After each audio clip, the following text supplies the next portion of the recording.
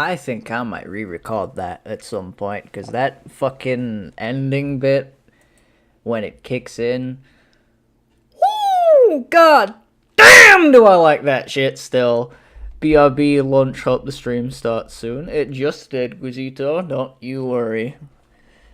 But hopefully it's a good lunch. Hopefully you have some nice food. Anyway, hi chat, welcome to the stream. Welcome to the history of Soulfountain Part 2. I promised this one the other night and I'm doing it now because if I don't, I won't fucking live with myself, will I? So, you know the drill. Let me check my audio level. Welcome to the stream. Well, it's nice to see you here and all, Mr. Dentures, innit, love? Anyway, what is this voice that I've got going on? Oh boy. Alright, so we're continuing on from where we left off with my music shit, chat. So, to kind of just jump straight on into it, because there's not really going to be much recapping. We went through, like, the first 10 different projects that I did, from 2020 all the way up to, like, 2022, for my old Fountain shit, which I will, again, post the archive channel in the chat out of curiosity for the folks that want to check it out of curiosity, as well as the fact that it's also in the description. So, there you go. Enjoy if you want to listen to some shit music. But yeah, so, to quickly recap, we went over the first 10 projects that I did, from the original Fields of Darkness EP to the 2021 stuff, from Icy Hell to, I believe, the 2022 shit, for Slowing Down, the first self-title, Soulfountain 2, and then Soulfountain Chapter 1. All that debatably good shit, especially toward the end. A lot of them songs started to get just that tiny bit better, in my opinion. A lot of it was really shit, but if you want my opinions on that kind of stuff, the other stream archive is on the channel, and yeah. So, I'm gonna plug the Discord really quickly, down in the description, as well as the main Soulfountain channel, which is what we're going to be talking about today. A lot of the public stuff, at least public at the time before the 5th anniversary happened, and generally just, you know, yapping about more recent shit. This one should be a lot easier for me to remember, and should just generally be a bit more of a straightforward, chill time. And it won't be as long of a stream this time. I won't be yapping on for 3 hours, hopefully. I'll be able to do some other stuff after the fact. Who knows? Might even record something later today, I don't know. I might program some tunes. Might program some shit in for you guys for the new album. Because there is actually one new song that I'm going to be showing off later tonight when we get to it in terms of the history shit. But, yeah. So, I'm on my own again, as per the norm. But, as usual, hello Guizito and hello Something Back, currently in the chat. Nice to see you two here, as per the norm. It's always a delight when you're both here. I have Pepsi with me. I'll get that out the way now, so if I do a little oh shit like that, an actual one, any points in this stream, I will formally apologize right now. So, I think I'm gonna stop yapping about non-Soulfountain shit and actually just get into the nitty-gritty and jump straight into this fucking album. Hello, Something Back. It's nice to see you as usual, like I said. It's always good to see the regulars in it. So, Dreams from a Dark Fantasy. Oh boy. This album, I'll be honest, I remember quite a bit of the production from this, and I will be going into detail about it as we move along. But before I get into that, there is actually something that I remembered whilst we're just bringing it up now. The screen is there was actually an album going to be in between Dreams from a Dark Fantasy and the Soulfountain Chapter 1 EP. It was going to be called Soulfountain Memories, I believe. So, essentially, re-recordings of a song of my choosing from each of the previous old Soulfountain records. And that would have been, like, the proper goodbye to classic Soulfountain before moving onward into the public shit, so Dark Fantasy onwards. But I moved house around that time, so didn't really get a chance to do... Wait, no. If I was moving house before... So it would have been between Dark Fantasy and Grinding Power. Okay. Disregard everything that I just said. I just fucking remembered. I got that wrong. Oops. So that's silly me. Soulfountain Memories. We'll go on to that in a bit, because that's after Dark Fantasy. Fucking idiot. So, basically, I'm home alone as well, so I can shout today. I can express myself a bit more. I can be more goofy and shit. So, we'll actually get on with Dreams from a Dark Fantasy now. So, Dreams from a Dark Fantasy started production, I believe, actually midway through or toward the end of Soulfountain Chapter 1. So I already had plans to do a full public album at the time of recording Soulfountain Chapter 1. I just didn't know how to go about doing it, at least not with the equipment that I had at home. And then college was like, oh, so for your final major project this year, James, you can do what you want. You could build another guitar if you wanted. You could, I don't know, write a couple songs, write one song and maybe just pop that up as your final major thing. You can do whatever I want, pal. And me being me, I'd already built a guitar by then. I'd built a Flying V, never got it to work, and I've long since gotten rid of it. I actually binned it. Because it never fucking played. And kind of wish I didn't bin it. But, me being me, I saw an opportunity to make a full album with college equipment as a massive green light for me. Like a massive green flag, like, I'm in the mood to produce a new album, but I kind of want to do something different. And then college happens and says all that shit, like, oh, you can do this, that, and other. So I decided there on the spot, fuck it, I'm gonna make the next album here, and it's gonna be public. So, I started out by just essentially choosing songs with my, at the time, drummer from Soulfountain, because again, there was a little short period of time where Soulfountain almost became a proper band. We just didn't have a bassist, it was just me and a drummer. And we were going back and forth picking our favourite songs, and we came up with quite a decent track list. I do have it somewhere. It's probably on my old USB. I could probably look for that now if I wanted to, but I'm not going to. But basic gist, it was also going to be re-recordings from old Soulfountain stuff. Kind of like what Memories was going to be, but I'll get onto that again in a moment. So, I chose a couple songs. My drummer chose a couple songs at the time. The drummer, in context, is not the drummer from my Overdriven band, but the bassist from my Overdriven band, because he used to play drums as well. Hello, Big Lad Melton +1, nice to see you here, as per the norm.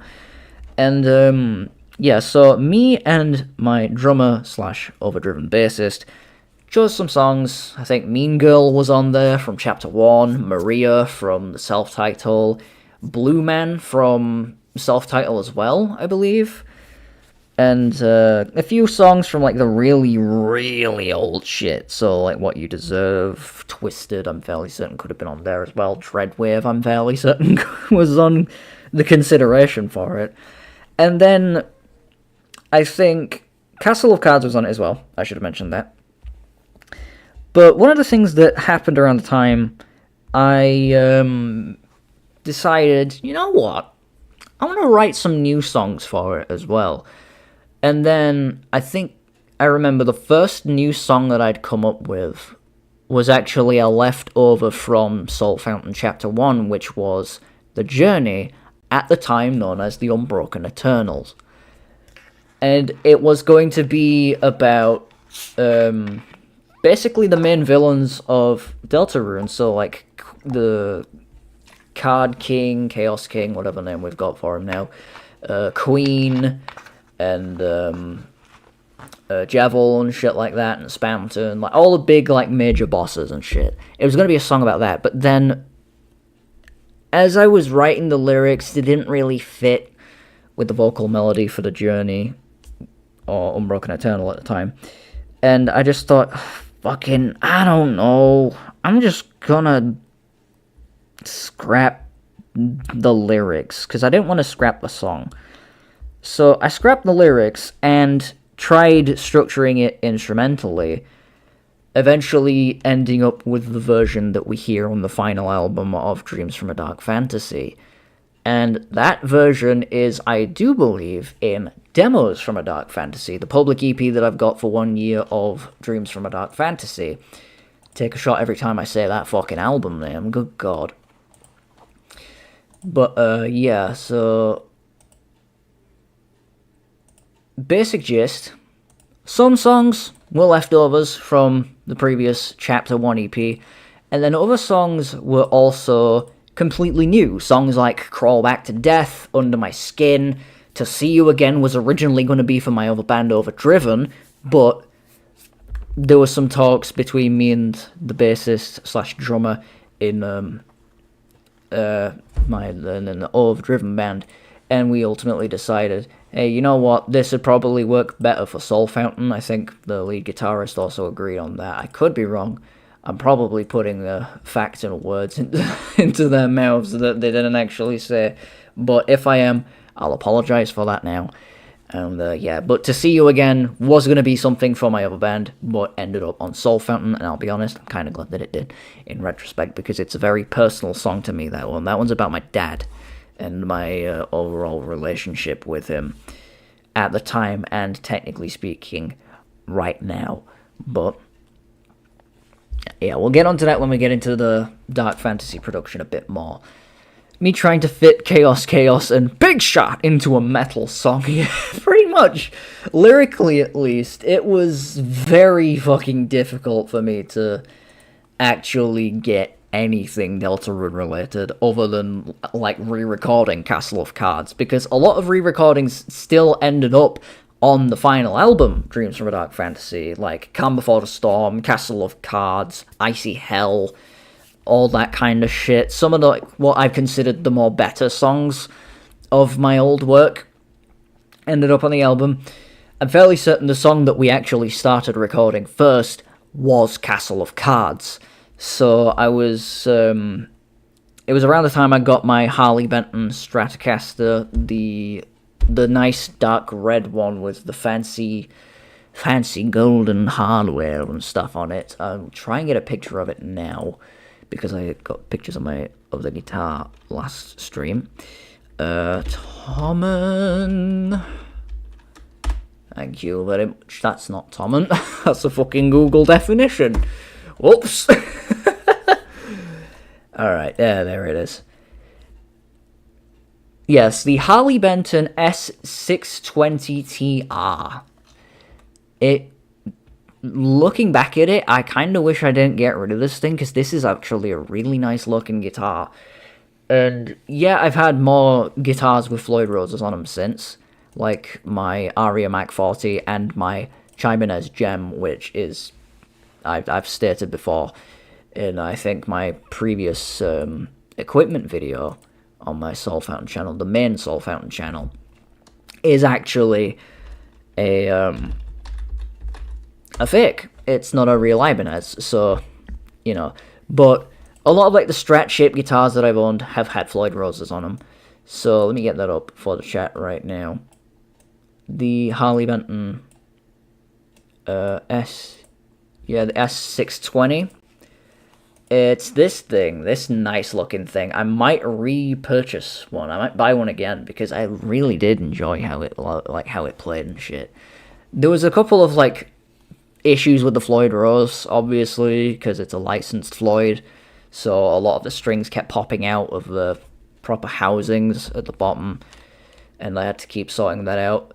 I'm fairly certain it was an E standard when I bought it, somehow got it down to D after recording Castle of Cards, but yeah, that entire song, Castle of Cards, was recorded with that guitar, because it uses a lot of, like, the whammy bar shit, the wow, wow, that kind of shit. You'll hear it, especially in, like, the guitar solo for that song, and some of, like, the background shit, and especially toward the end. It ends on a dive bomb, so, yeah.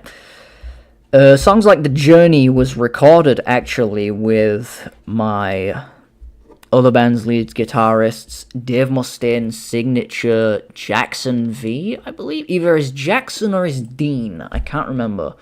But there's one of the Dave Mustaine Vs, fairly certain it's the Dean one. He let me borrow that to record The Journey, the instrumental. And I think I actually put in the credits for that song, the original release, special thanks to him for letting me borrow it. I could be wrong about that, and if not, I'm probably going to fix that. On both versions, both the original and the remaster. And, yeah, so there was a lot of equipment used. I believe what software we used for actually recording it was not GarageBand or Soundtrap, although I did know about Soundtrap around that time. It was, I do believe, Pro Tools. So the industry standard, apparently, according to my college at the time. Yeah, we used Pro Tools to record everything in, so the drums, the bass, the guitars, the vocals. I put this on my TV and I'm really sleepy, so I feel like I'm going to wake up in an hour or so and some random house building video will be up. Assuming, like, we're still here, or not still here within an hour. You never know. We're already 22 minutes in. But yeah, so, everything was recorded into Pro Tools, like, actually mic'd up. Everything had real amplifiers. I'm fairly certain on some songs I did actually use direct interface shit, so Crawl Back to Death, I'm fairly certain all the rhythm guitar parts were recorded directly with direct input, and I think all the guitar parts, so bass, lead guitar, and rhythm guitar were recorded with just direct interface stuff, for Crawl Back to Death specifically, because I still remember having the occasional memory me sat down recording it and it being an actual like pain in the ass. TV time but sleepy time. It's sleepy time. If I pass out, I apologize, but I promise I am here, Mr. Tooth. Honestly, Melton, if you want to get your EPs in, I don't mind. Sleep's more important than worrying about my little dumb shit streams, you know. I will always say that. I'm gonna move the chat down a little bit just to just to keep everything nice and relatively visible, because I've noticed that the Dark Fantasy cover is actually covering up the chat quite a bit, so let me move this toward the middle of the screen. There we go. The chat should be in the bottom right, not bottom right, bottom left now, so it should be a bit more visible. But yeah, so I remember recording Crawl Back to Death, my favourite track actually off the Dreams from a Dark Fantasy album, in a classroom. I didn't actually record it in one of the studio suites that we had in the college building, because we had two big studio suites, one little one attached to the second, and then the rest were just spare classrooms or practice rooms just crammed in with studio equipment. So, like, Macs and, like, the massive audio interface decks and shit like that. So, yeah. In terms of equipment, I used, I think, a Carlsbro amplifier for a good majority of the rhythm guitar stuff. So, the shit that wasn't directly input kind of stuff, I used the Carlsbro, and it sounded relatively decent at the time. I still think in terms of, like, tones, it's not the worst. We've heard the worst tone I've got so far. Icy Hell, Looking at You. And, yeah, it's definitely, it could be a better tone, don't get me wrong, but it's still one of them things where it's like, oh, you know, it's a bit more tolerable. And my effect pedals, I'm fairly certain as well, were the same as the Chapter 1 EP as well. So my 2 Behringer EQs, my Harley Benton Classic Chorus, my Behringer UM300, my Ultra Metal pedal, and my not Harley Benton. I keep wanting to fucking call it Harley Benton Hellbib. No, Behringer Hellbib. Shit. Okay, there we go. But midway through production, I actually got a new distortion pedal. I got my tube amp simulator. So essentially what happened was I got it as a Christmas gift off of a friend, and midway through production, I swapped over to that. So there is a slight tonal difference in some songs with that shit, but, you know, for the majority of the album, it's relatively consistent. This is where, like, in a bit, he's going to do that bloody thing on how it's actually did, where, for the people falling asleep, he just wailed, "Wake up!" very loudly and acted like nothing happened, LaMau, hoping Mr. Tooth gets a chuckle out of that. I can't think of how it's actually made without thinking of the neck pickup is predominantly used by giant pussies. Kind of shit, you know? But yeah. So, yeah. Around, I think, the production of Calm Before the Storm as well, while I was re-recording that, that was when I actually kicked out the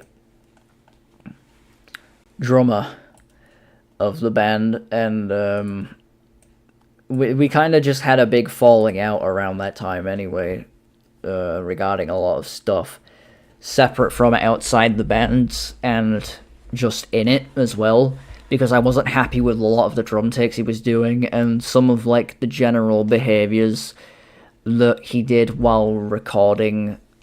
Like, I was recording vocals for Calm Before the Storm, and I had to keep fucking walking into the room and be like, "Oi, dickhead, I've been shouting through the microphone for the last 5 minutes, stop the take, I need to try again." And he's just like, "Oh, well, I don't know what I'm doing." It's like, well, fucking pay attention in lessons, dipshit. So, yeah, there was a lot of boiling points around that time as well for, like, band shit. So, on top of having to record another song for my band, which I didn't end up getting finished until I'd been forced to be like, "Right, stop working on your album for 10 minutes. Come do this fucking song for us." And it's like, okay, fine. So, yeah. It was just a lot of things from, like, left, right, and center during Dark Fantasy's production that kind of, like, added up, and kind of, it was a lot to take in all at once. Especially, like, the shit regarding the bassist for my band Overdriven and the drummer for Soulfountain, because, again, same person. So, yeah. And to kind of round off the production side of things with regards to the original Dark Fantasy cover and the funny little story about To See You Again, the track. The cover for Dark Fantasy, the original version, is unfortunately AI-generated slop. This was back in the time when it wasn't as scary as it is now, and it was literally just a case of, oh, I thought it looked cool, so I used it. In retrospect, the cover that I have up now is from the remasters, quote-unquote remasters, and I much prefer this cover because it's not AI, to put it bluntly. My mind on AI has definitely changed over the years. Like, I thought, it looked alright, unsubscribing. Fuck! Fuck, they're leaving me!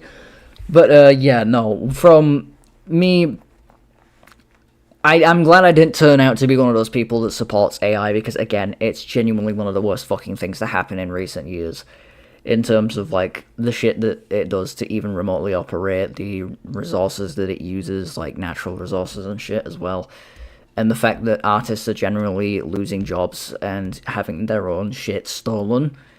Yeah, you can see why I have very, very fucking massive disdain toward the original Dark Fantasy cover art. But the unfortunate thing is, I can't really get rid of those videos without losing a shit ton of views, so I kind of just uploaded the remasters.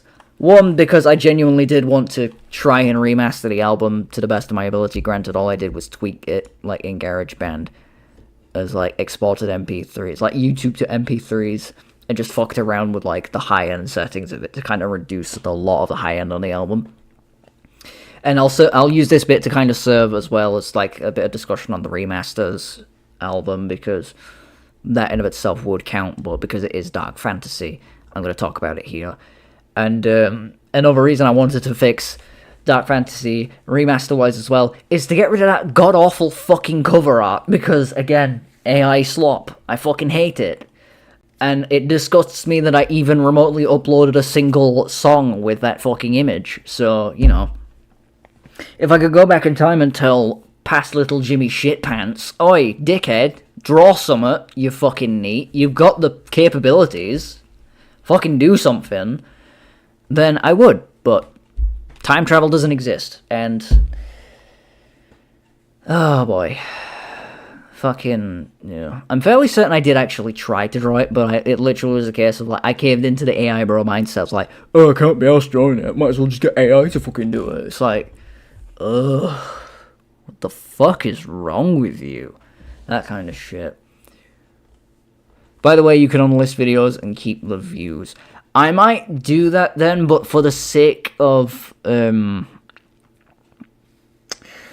you though, it's only the remasters that's in the thing, isn't it? So, I don't know. I might do that. I'll have to debate the idea, because, again,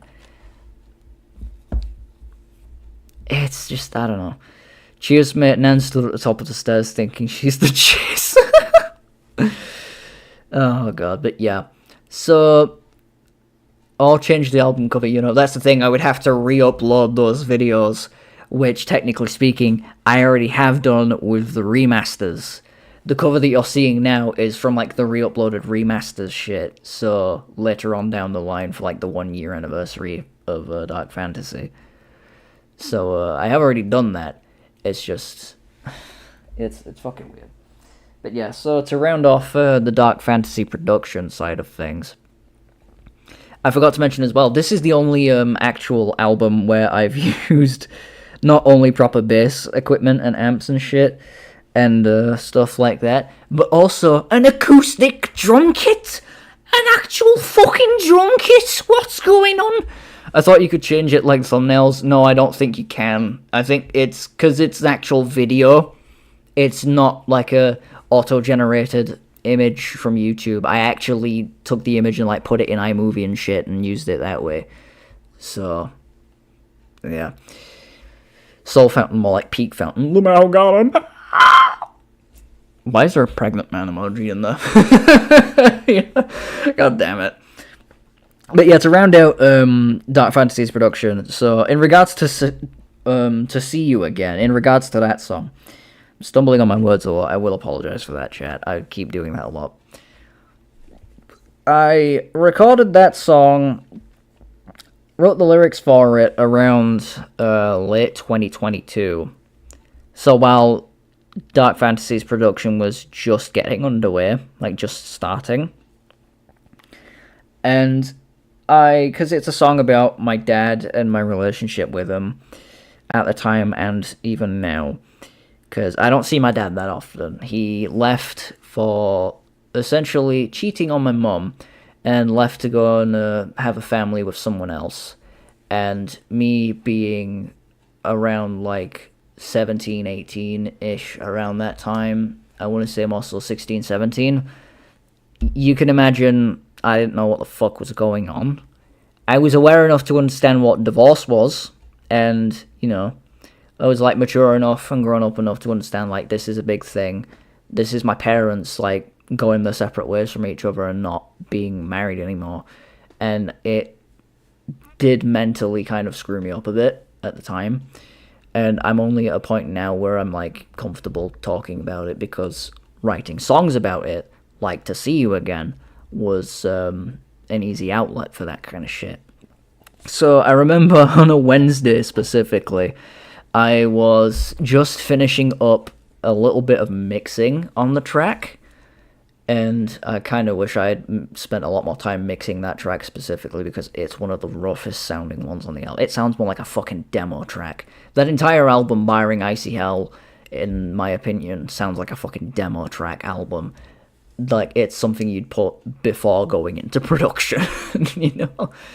But, yeah, I was finishing up recordings, or some mixing on To See You Again, and because I had to go get to the bus station to get home, I was going to meet my mum in town that day. And one of the things that happened was I kind of bumped into my dad in the middle of town. You can imagine how not only perfectly fucking convenient that was when it happened, but at the same time how kind of, like, holy shit, this is the first time I've seen you in literal years.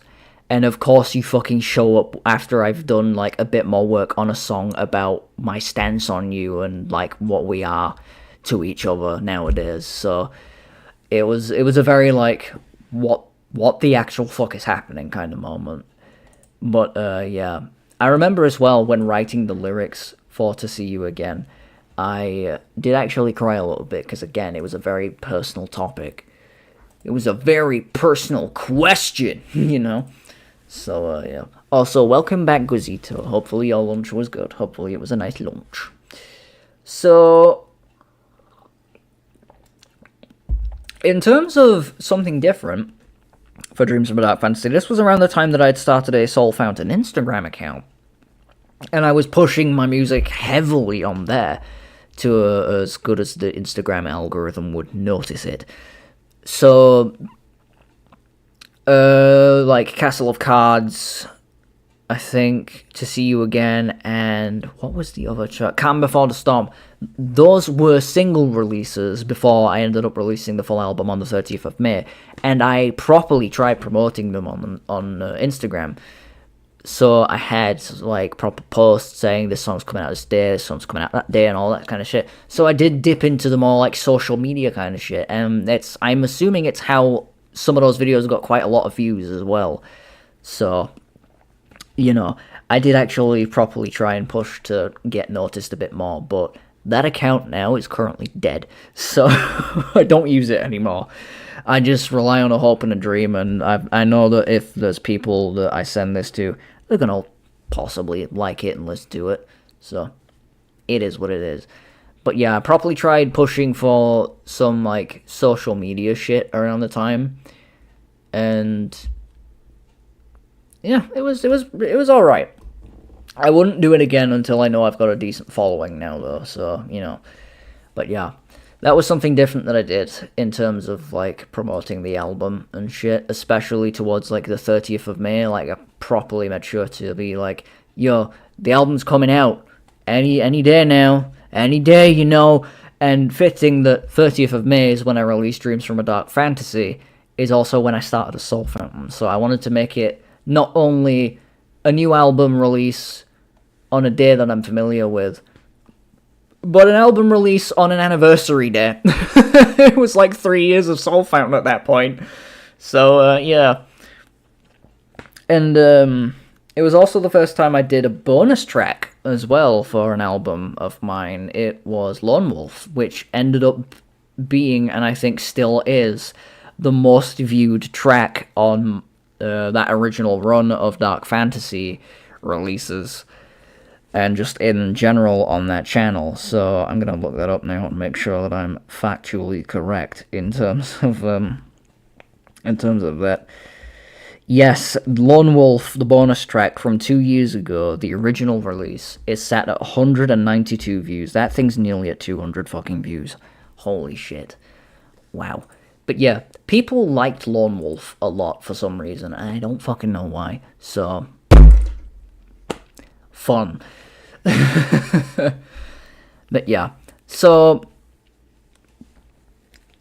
in terms of other things like post-release shit, again, social media, Lone Wolf happened, and the amount of times I had to be like, I haven't actually done anything for Lone Wolf yet. I apologize on like the Instagram and shit like that. It was a very common thing for me to be like, oh, the next single's delayed because it doesn't sound right. Oh, the next single's delayed because I just got rid of my drummer and I have to re-record fucking everything now. So yeah, that was a fun experience recording Dreams from a Dark Fantasy. It was one of the more stressful albums to do. Probably the most stressful album at the time, if not probably even now, because I don't even think Grinding Power had this amount of stress. But we'll get onto that in a moment. So, yeah. So, I'm gonna play what I consider to be the most listenable and probably best track off, not Icy Hell, fucking Dreams from a Dark Fantasy. Just gave away what song we're listening to though, haven't I? We're gonna listen to Icy Hell, which is a re-recording, as is now known, from the previous stream. And, yeah, this one, I think, is the most decently mixed and overall best structured, best sounding out of the entire album. But it's not my favourite. My favourite, again, is Crawl Back to Death. I don't know why, I just fucking really love that song, especially playing the solo. I had a lot of fun playing the solo for Crawl Back to Death. So, yeah. But, for the meantime, 42 minutes in, I think it's time we finally listen to some tunes. And, yeah, here is Icy Hell from Dreams from a Dark Fantasy. Remastered, because we're not listening to the original version.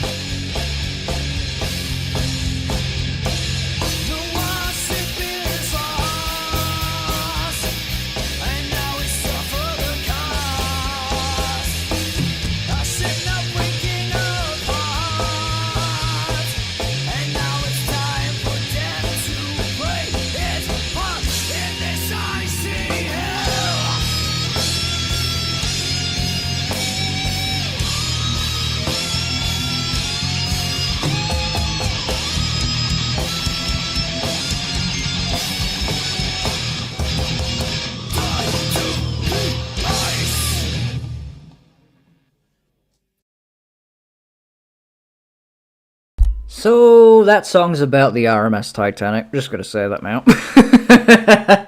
The original Icy Hell from 2021 was also about the RMS Titanic. Hell, it's in the fucking name pretty much. Icy Hell. What else is gonna be about? The Arctic Circle? I think it should be about Batman Begins. But yeah, so that I think is probably the most listenable track off the album. So yeah, it's definitely it gets a win in my book for that. I think that one as well used my Harley Benton ST 620, whatever it's called. I don't fucking remember. You can tell my short-term memory's already shit when I don't remember what the fucking guitar I mentioned earlier on in the stream is called. But yeah, so Dreams for a Dark Fantasy, as unfortunate as the AI slop cover is, I don't really have many fond memories recording that album. And yeah, it was generally a very stressful one as well, because it was the first album where I actually had a deadline to finish the thing. So not only for the fact that, I need to get these things out by like the 30th of May to kind of, you know, be like, fucking Soulfountain album this day, because that's the day I said, but also because it was a college project, so I had to get that shit done so I could pass college. But thankfully, I got it done, and yeah, everything worked out well in the end. And if it weren't for the god-awful cover art and my shitty mixing skills at the time, I wouldn't have butchered it even further a year later. So, yeah. So that's Dreams from a Dark Fantasy. It's, yeah, it's a pretty decent to kind of a rocky start to the public Soulfountain shit, so what I call New Fountain. And, yeah. As for the name, Dreams from a Dark Fantasy, even though it doesn't really make sense in the grand context of the album, I just chose it because it sounds cool, so, you know, that's all I could say about that. That's all I could say on, the FADF, you know? The FADF. That's what we're calling it now, chat. So, after Dreams from a Dark Fantasy, I believe, kind of, a lot of these albums moving forward, they're gonna be, like, starting production towards the end of another, or some ideas were carried over from one album that didn't get finished into another one, so expect a lot of that kind of thing. But I think the EP that happened next was actually the Soulfountain entry-level groove metal experience. What kind of fucking Captain Underpants name is that? So, entry-level was something made either around the end of Dark Fantasy's production, just as kind of like I've got these songs just brewing in case I ever want to put these on Grinding Power, or they were songs originally for Grinding Power, because my main plan was to finish Dark Fantasy and then jump straight into a new album, because that's what I do. That's my production cycle when I release something new. I finish something, and if I've got leftovers, work on them and release some new shit. And if I haven't got leftovers, work on new shit anyway, because I've got to be writing music constantly. It's one of them things that doesn't stop. I have to keep making music, otherwise I get bored. So, yeah. So, I remember having a few tracks from Grinding Power that I didn't really think fit the vibe of Grinding Power anymore, but I had started working on them too late to put them on Dark Fantasy.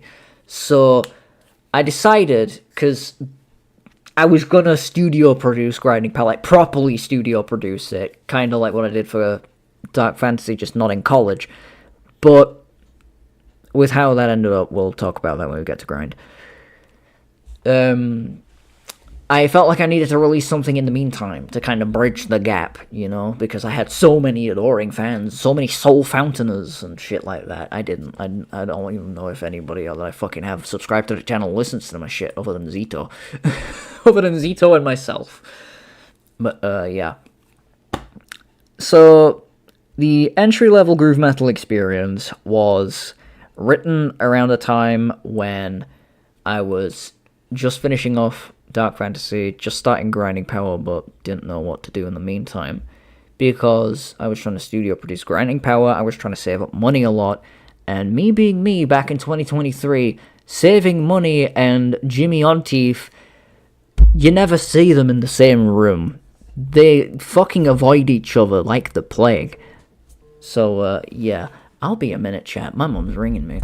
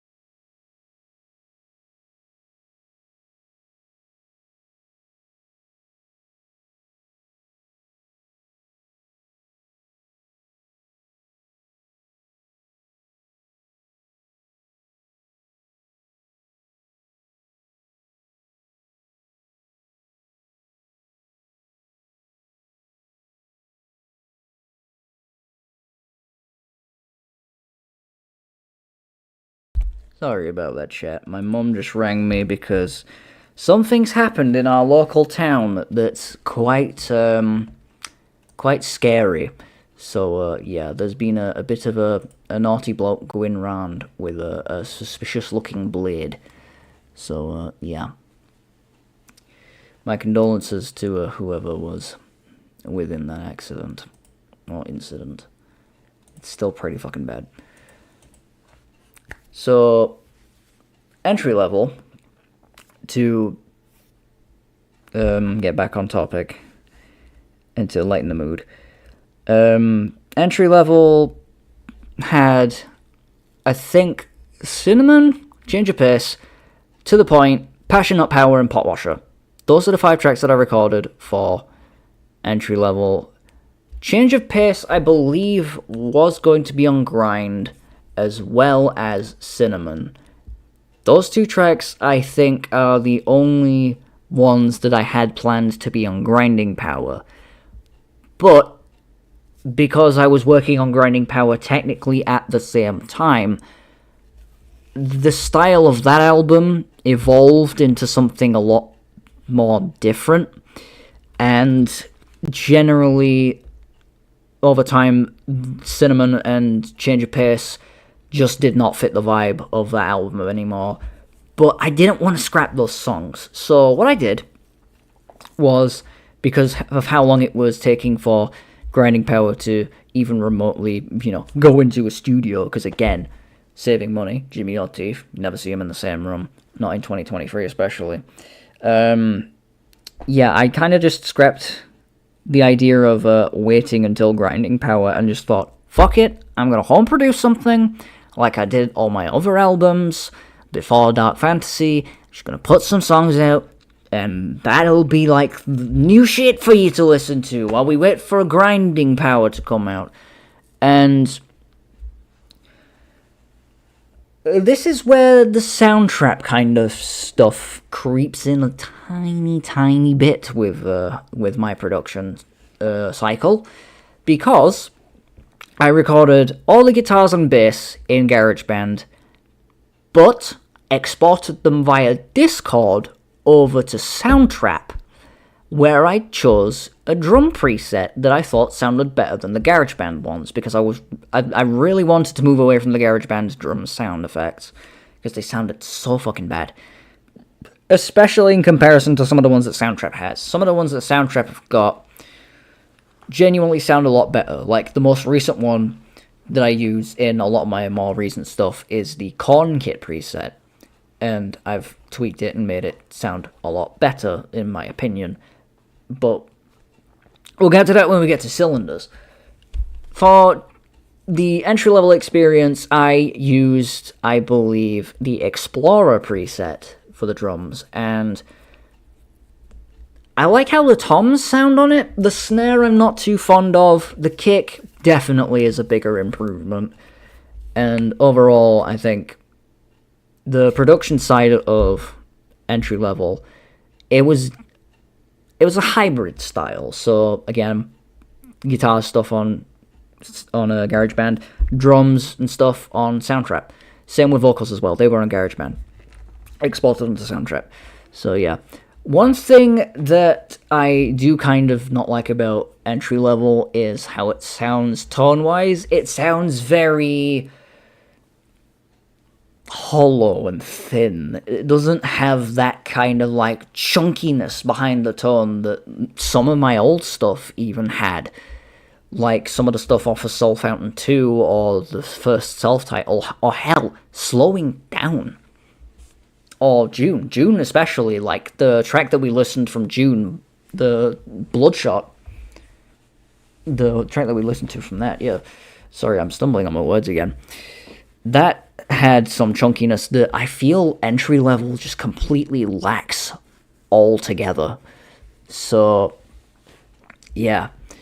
I think, as well, one of the things I can remember from the production side of things was, by this time, we'd long since kicked out the bassist for Overdriven and the drummer for Soulfountain, him that I mentioned earlier.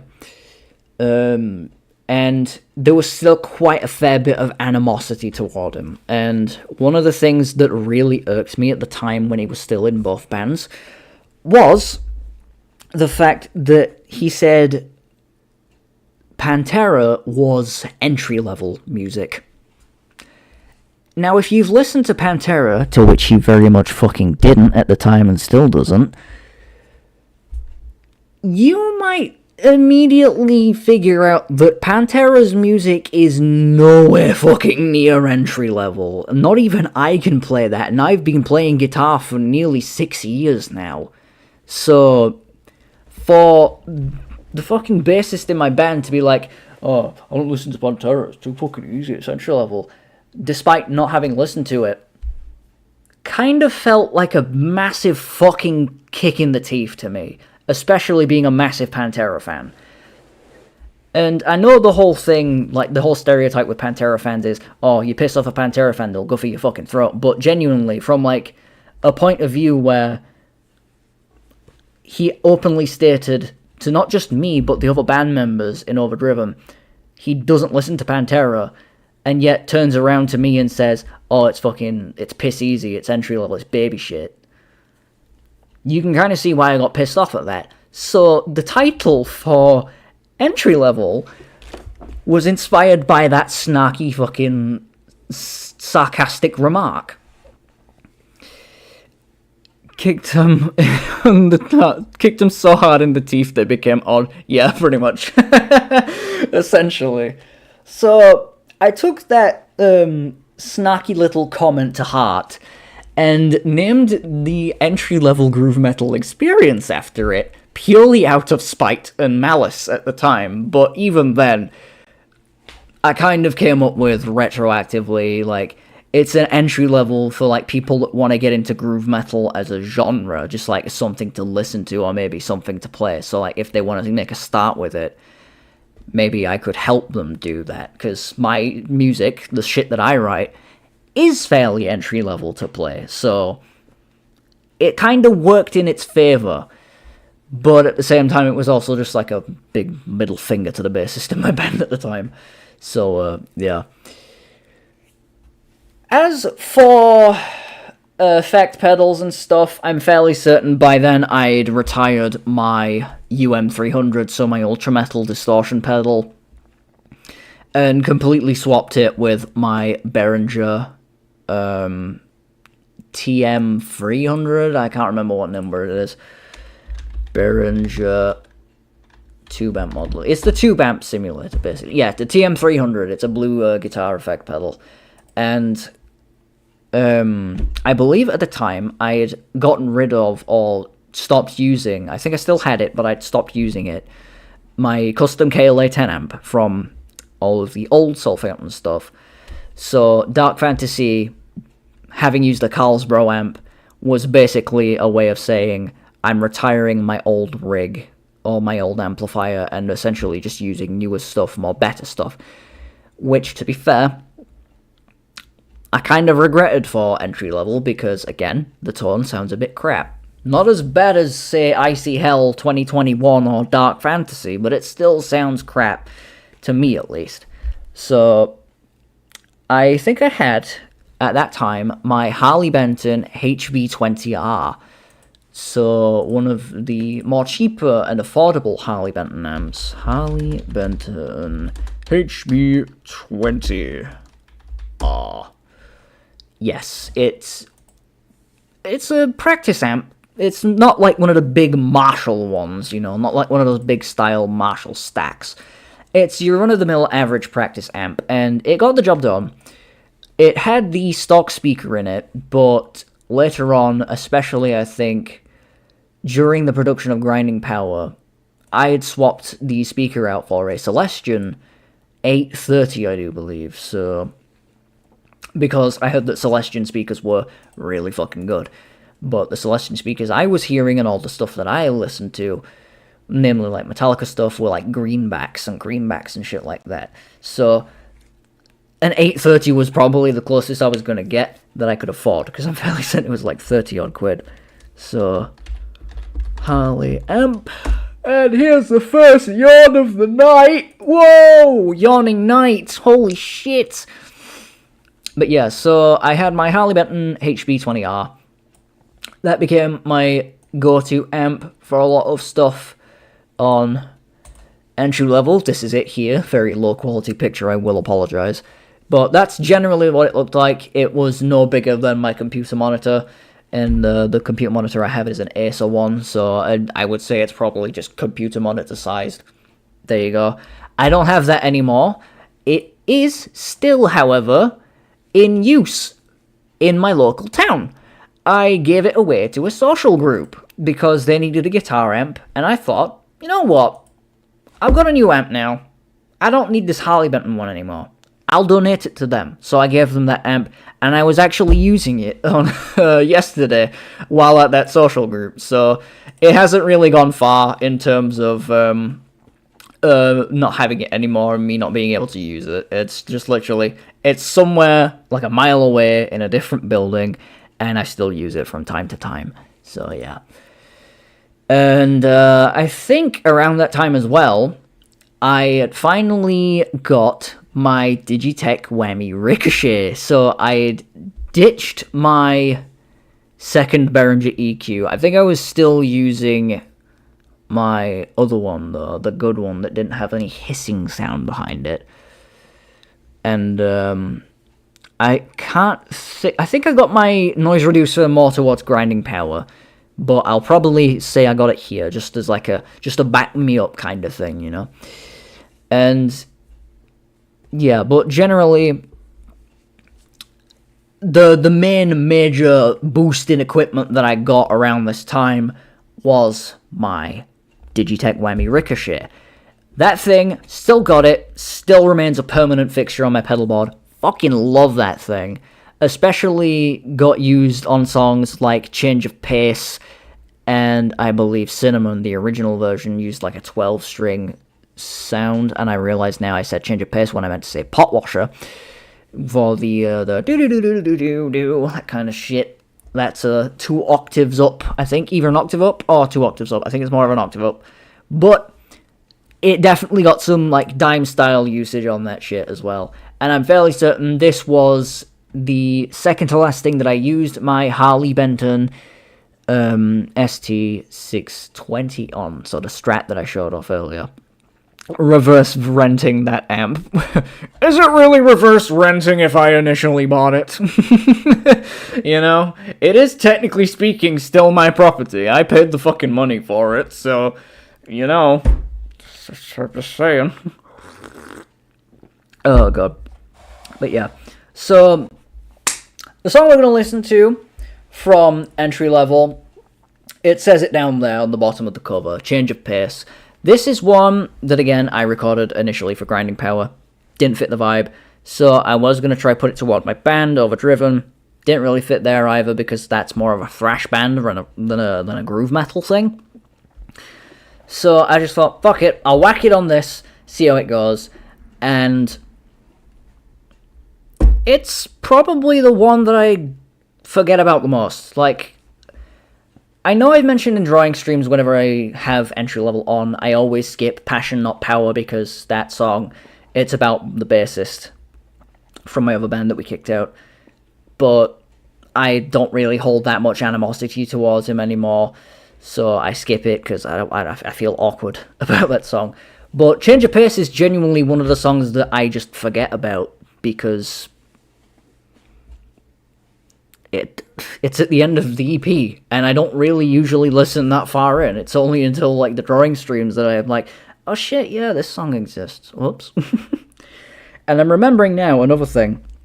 Before we listen to Change of Pace, on To The Point, the middle section is kind of a breakdown, kind of an interlude, like the that kind of shit. I actually wrote that a long time before even starting Grinding Power. I didn't put it on Dark Fantasy, but I nearly did. Because Lone Wolf was going to have a little tease for entry level in some way. I thought it was going to be on Grinding Power at the time. Looking back at it now and thinking about it, yeah, it was probably going to end up on Grinding Power anyway. But yeah, because it was going to be called Kings of Failure, right. So it was going to end up on Grinding Power, changed it to entry level, and on the end of Lone Wolf, I was originally going to include the do-do-do-do-do bit as like a little nod toward this song, To The Point. But I got rid of it, because I didn't know if I was actually going to use it.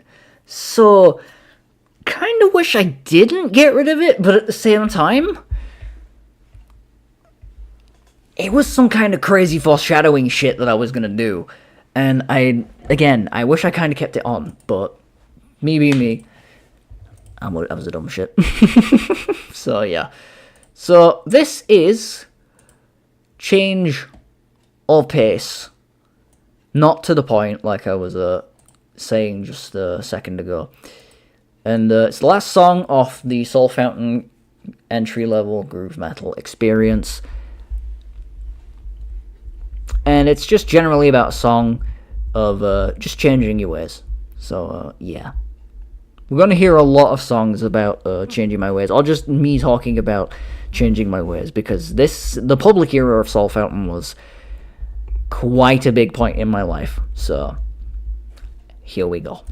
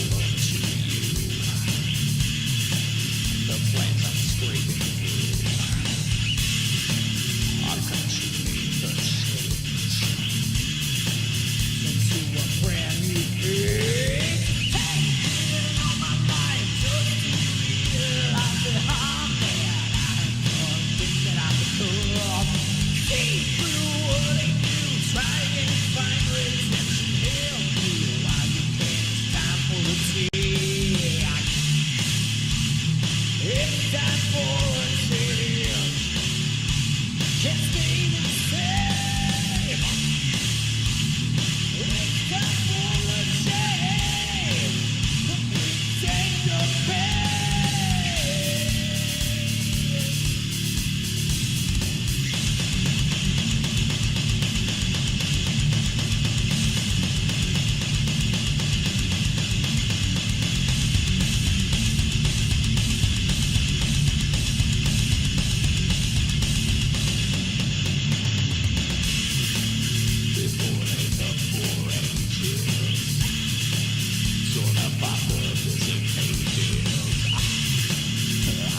changed before. The cradle that softly rock and quench the burning thirst. But the fire came back to burn. Now I look to the gods. They say go fucking up. Hey, in all my life just to realize that I'm mad. I have done things that I become. See through what they do. Try and find redemption. Help me while you can. It's time for the tea. It's time for a change. Can't stay the same.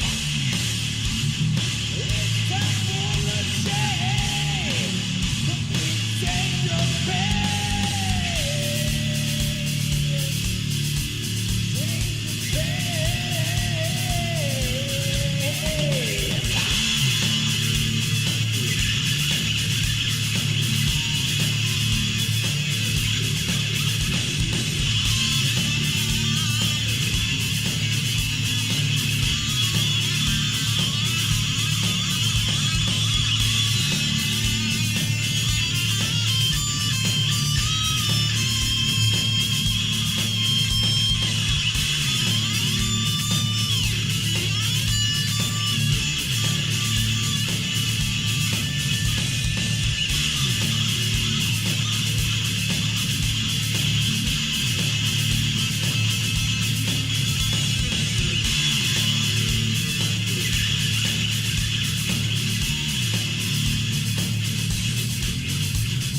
Taking all my life just to realize that I'm mad. I have done the things that I become.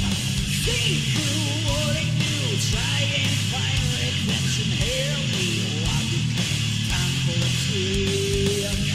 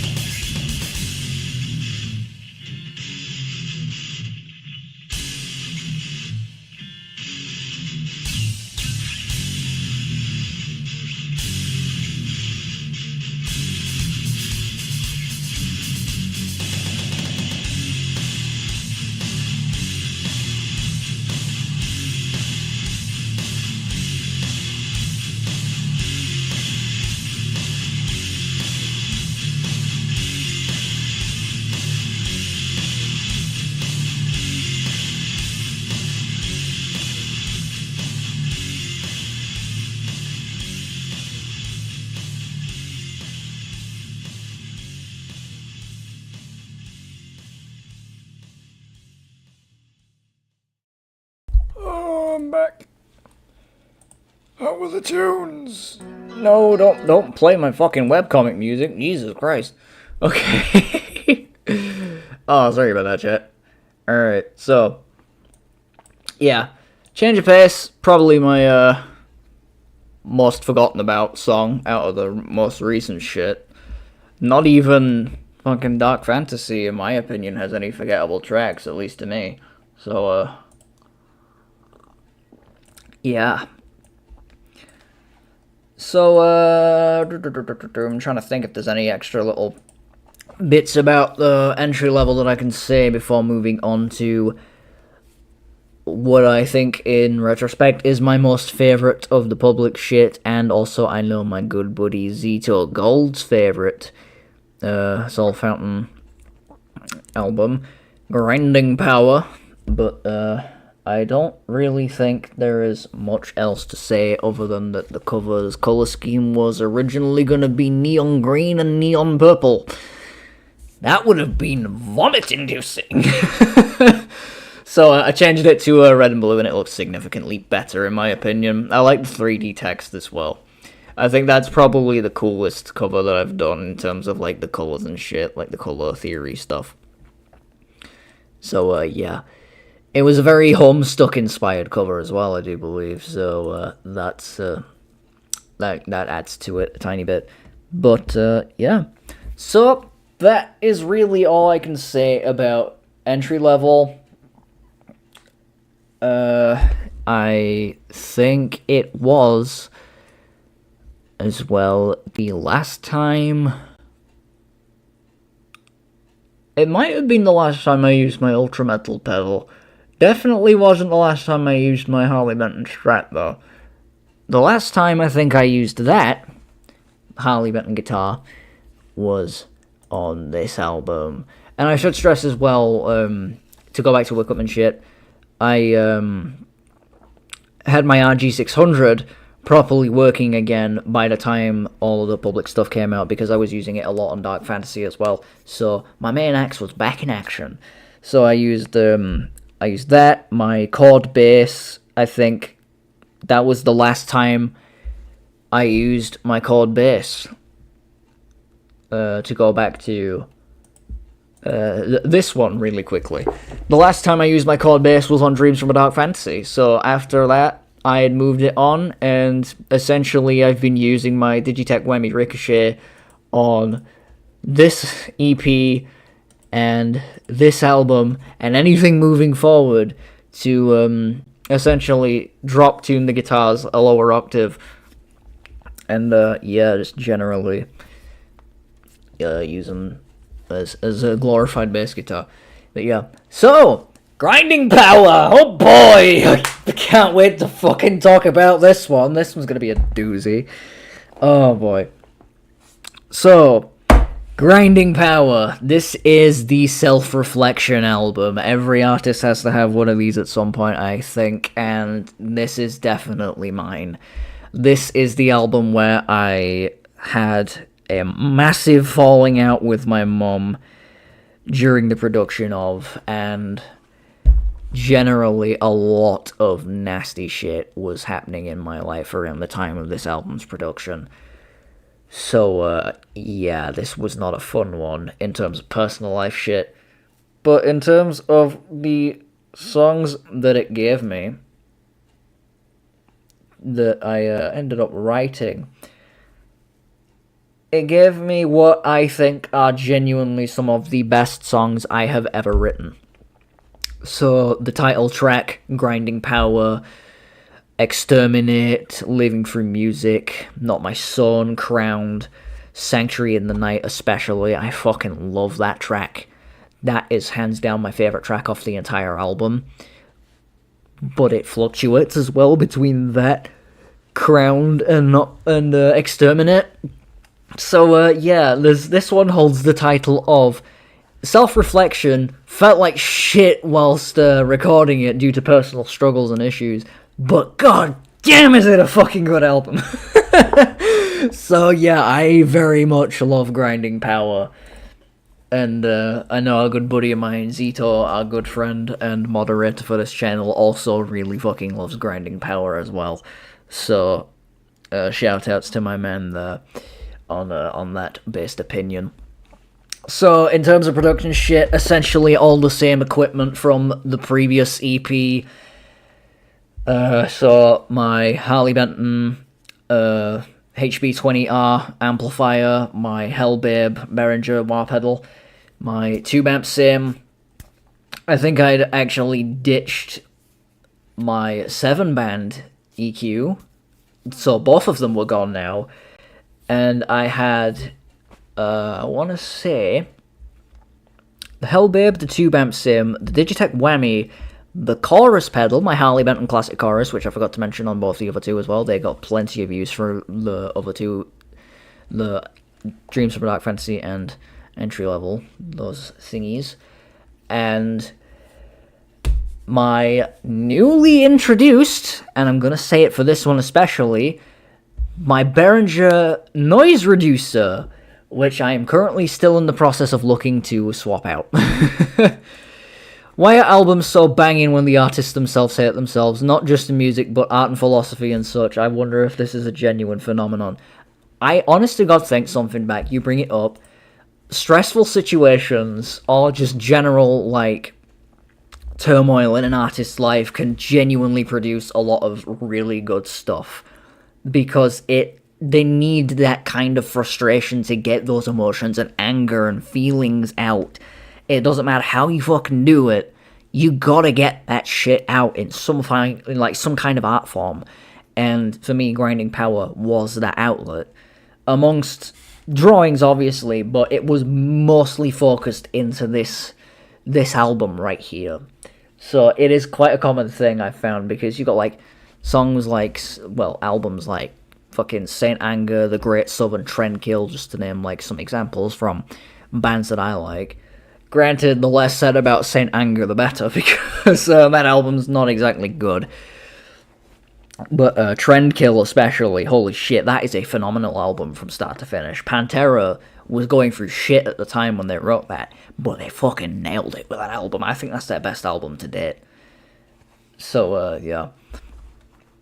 Grinding Power's production was definitely very, it was very akin to my old stuff, so it was going to be studio produced, like I mentioned earlier, and because I couldn't save money for shit, and with the amount of personal, like, struggles, and the amount of shit, like, all arguing between me and my mum at the time for, like, taking responsibility as an adult and whatnot, I ended up giving up on the saving it. I ended up giving up on the saving money aspect and just thought, fuck this. I need to get this fucking album out. I need to get it done. I'm fed up of working on this fucking thing and waiting. There are actually, I think, old videos that I recorded at the time of, like, drum practice for me, like, practicing the drum parts to Not My Son, which I don't remember if I still have. I'll have a look for those now. Most recent by default. There we go. Videos, preferably. Let me read that message that you just sent. I suppose it is sort of a rage room. Someone check on Toby Tricky Tony Fox. He might be too depressed. Oh, fuck! No, Tony, don't get angry! But, yeah, I don't believe... Oh, yep, nope, there we go. Not My Son drum practice, the 29th of August, 2023. So I was genuinely going to studio record this thing. I'm fairly certain that video was in the studio I was going to record it at. But, again, personal struggles and financial issues, it didn't end up happening, so... yeah. But, I'll be honest, I'm still happy with the end result when it comes to Grinding Power. It's one of those albums where if I had the choice to... if I had to choose an album, and I couldn't choose from, like, Cylinders onwards, so, like, you completely omit Cylinders, The Journey, and the new shit that I'm working on, because I even listen to the new shit that I'm doing, even when I'm supposed to be writing and recording words for it, for the lyrics, I would probably go back to Grinding Power the most out of all of them. So, yeah, definitely a top-tier choice for me. In terms of generally just, like, songwriting shit, so a lot of the tracks, again, kind of came and went. There was a few tracks that ended up getting scrapped altogether that I didn't save for another album. I think this was the first time that I actively did that, where I had some songs set up to put on Grinding Power, and then either didn't like them or they didn't fit the vibe. So, like, again, songs like Cinnamon, Change of Pace, they ended up on the entry-level EP. But then you had some songs, some completely different, out of nowhere, entirely not fitting the vibe songs anymore of Grinding Power, that just didn't end up even remotely being on the album. Like, one of them especially, I bring mention to it in the equipment used video on my actual Soulfountain channel, which down in the description, by the way, along with the old Soulfountain shit. There was going to be a song called Fuck the Past, which was basically, at the time, lyrically, I think it was just some guy in, like, a Discord server was being a clingy piece of shit to, like, past events and like past shit that he'd done. And it's like, oh, just move the fuck on, you asshole, kind of thing. Like, he was being very mopey about it, and it wasn't like I'm like, he was genuinely like looking for sympathy or anything. No, he was just being an attention seeker kind of thing. So that song was "Fuck the Past" was literally like lyrically me lashing out at that guy. But in retrospect, it's more so just fucking move on, get a grip, get a life, you know, that kind of thing.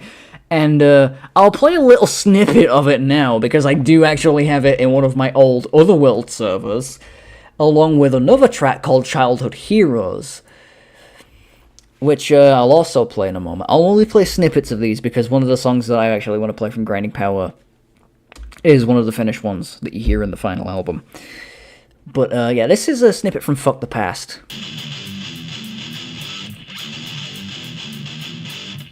You'll know what it sounds like in a minute, because I bring mention to it in the video.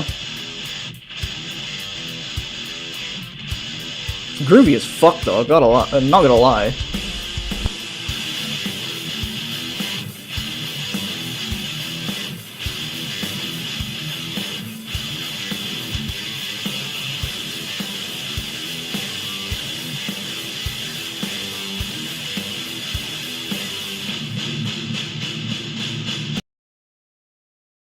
And yeah, that's all I'll play of that. It's essentially just knockoff Piss by Pantera. I brought that up in the fucking equipment video, and I'm bringing it up again, because it's literally just a rip-off of Pantera. Like, the unreleased song that they ended up releasing for Vulgar Display of Power's 20th anniversary. So, yeah, I don't even know why I remotely thought that was a good idea to release. And thank God I didn't, because holy shit, I would have literally been pulled up for plagiarism. And even now I'm like, why the fuck did I record that? That's just straight up plagiarism, bro. And then Childhood Heroes, lyrically, I can remember what this song was about. And it does actually have some of my favourite riffs that I've ever written that I still am trying to figure out how to use. I'm probably going to try and get them on a song on the new album. But lyrically, this song's about Lego Power Miners. The 2009 to 2010 theme about basically Rock Raiders 2.0. But that shit was my bread and butter, hence why the song's called Childhood Heroes, so here's that.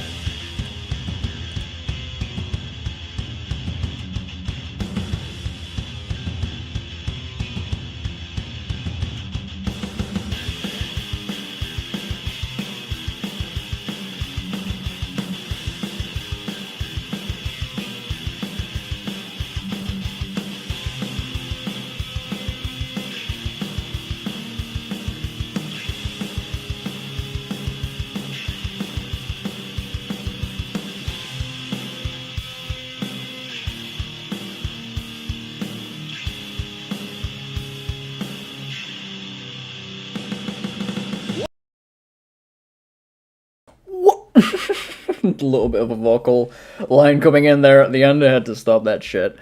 But yeah, that one has a lot of riffs that I'm actually really proud of, and I still need to figure out how to like use properly. But yeah, that one might make a reappearance at some point soon for the new album. But yeah, so there were quite a lot of scrap songs, and there was another one that I thought was in this archive server. It might be in my Soulfountain archive, now that I think about it. Song ideas... Where is it? Where is it? I'll know it when I see it. I don't think it's even in here either. I think actually I've got quite a few of them still actually preserved, now that I'm looking at it. Because another one that I've got, called Broken Glass, also ended up on Grinding Power, almost. So this one...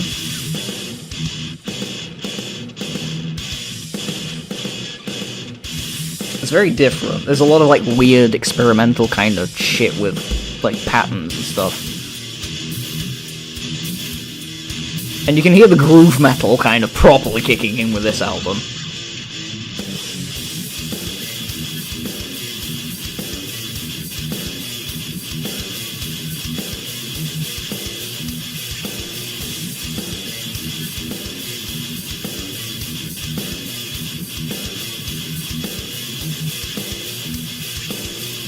So yeah, you got shit like that, and I've just remembered there was another track which was like it had a very trippy like ooh kind of intro. Like it was very slow moving. It was like a kind of a driven clean riff, so it had a bit of overdrive on it. And I remember the song was called Enemy of Me, and I think before I came up with Grinding Power, that's what the album was going to be called, Enemy of Me. So it would have still been that self-reflecting kind of vibe, like looking in at myself, like I am my own enemy at this point. What can I do to not be that anymore kind of thing? But Enemy of Me, I've probably lost now because it's not in any of the servers that I thought it would have been. And Out of My Mind, what's this one?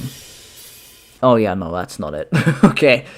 But yeah, it had a very like trippy sounding intro. And like the vocal melody was like no, no, no, no, and that kind of vocal style as well. It was very whispery and like a yes, you want to give in to your demons. You want to give in to your demons and give me all of your money. I'm turning into the fish man. Ooh. It was a very different kind of song that I was going for, and I kind of wish I still had it to show you guys it, but I don't, unfortunately. If I do come across it though, I will try my best to like make a what could have been EP for the Grinding Power anniversary, because I don't actually remember if I don't think I did do anything for Grinding Power's 1 year anniversary, so I might do something when it falls onto the date again. But yeah, a lot of scrapped songs were on this album, and some, yeah, thank God, again, fuck the past, straight up Pantera plagiarism, but shit like Broken Glass and what was the other one? What was that other one called? Let me have a look. It's 2020 onwards. Childhood Heroes, that was it. Yeah, songs like that nearly made it onto Grind, but I just couldn't get them to work. So yeah. So a lot of songs came and went, and especially towards like closer to when I got the release date down for Grinding Power, that's when a lot of the songs that you hear on the final version of the album actually came into fruition. So Sanctuary in the Night, Crowned, I'm fairly certain as well, a lot of shit like Living for Music. I'm fairly certain Grinding Power itself came around toward the end of the production as a last-minute thing. So a lot of the songs, to say that I consider these some of my best, were very last-minute like changes and just new things that I was a lot more happier with overall and felt was more consistent to what I wanted.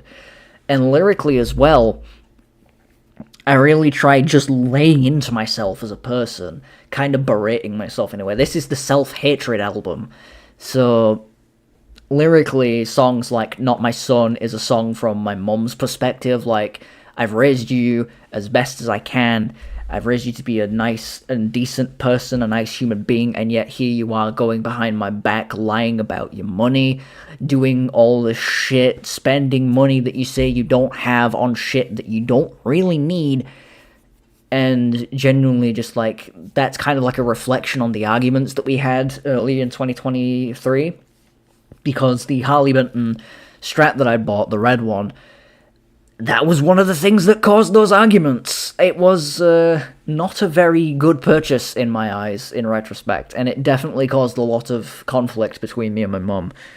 And songs like Living for Music as well, that's a song about just trying to generally better myself while doing my music stuff as a hobby, like looking for a job, and cutting out like all the Pepsi stuff, like the caffeine side of things as well. Me drinking Pepsi, even though I'm still doing it now, it was fucking horrid back in the day. Back in 2023, I was it was like drugs. I was addicted to that shit, and I had to depend on it every single day just to get through like another 24 hours. And cutting it out was one of the biggest things I had to do, which, yeah, kind of sounds ridiculous when it's something like Pepsi or like Pepsi Max. Like, oh, just cut out caffeine, it's pretty easy, that. Not for somebody who was actively dependent on it like I was.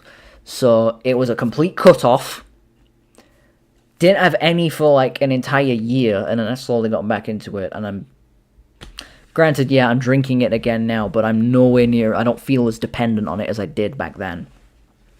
And generally, it was just a song about living through music, title drop, and just trying to better myself as a person. Tried Pepsi once as a kid, and it tasted like cheeks stuck to cola ever since. See, I can't get into Coca-Cola. I don't fuck with it. I don't fuck with its vibe. Pepsi Max, specifically, I don't know if that's something that's in other countries, but Pepsi Max, it's like a zero sugar kind of Pepsi, so it's not the full fat kind of thing, but it tastes a lot better than full fat Pepsi, in my opinion. Especially cherry. That's what I've got right now. A little sip. Yeah, so Living Through Music, that was like a song trying to better myself. Crowned was a song essentially about how I consider myself the king of fuck-ups, the king of failure, essentially. That became my self-proclaimed title for a long time while producing that album, especially even after the fact. I still do tend to fail in a lot of things, so... yeah, The King of Failure is originally what that song was going to be called. I'm fairly certain the album was going to be called Kings of Failure as well. There's another title for the album that it was going to be called before I settled on Grinding Power. And, yeah, that one was just generally about how I fuck up and fail a lot, especially back then. And, boy, I drink Hamoud Cola, don't even at me. Fair enough. I'm not gonna at you something back, don't worry. And, yeah. Songs like Sanctuary in the Night, that, I believe, was just like my fears of growing up and moving into a world where I don't really have any say in what happens in my life moving forward. Like, shit's gonna happen that I don't want to happen. And it essentially kind of does tie into a thing that I technically still do now, where I tend to just confide in sleep and generally find a lot more peace and calm in that, but that's what everybody does, you know? We fear the fucking life moving forward once we've left school and we're out in the real world and shit, and generally, it's a song about escapism in a way, and my escapism is the night and dreams and weird shit, you know? So, yeah.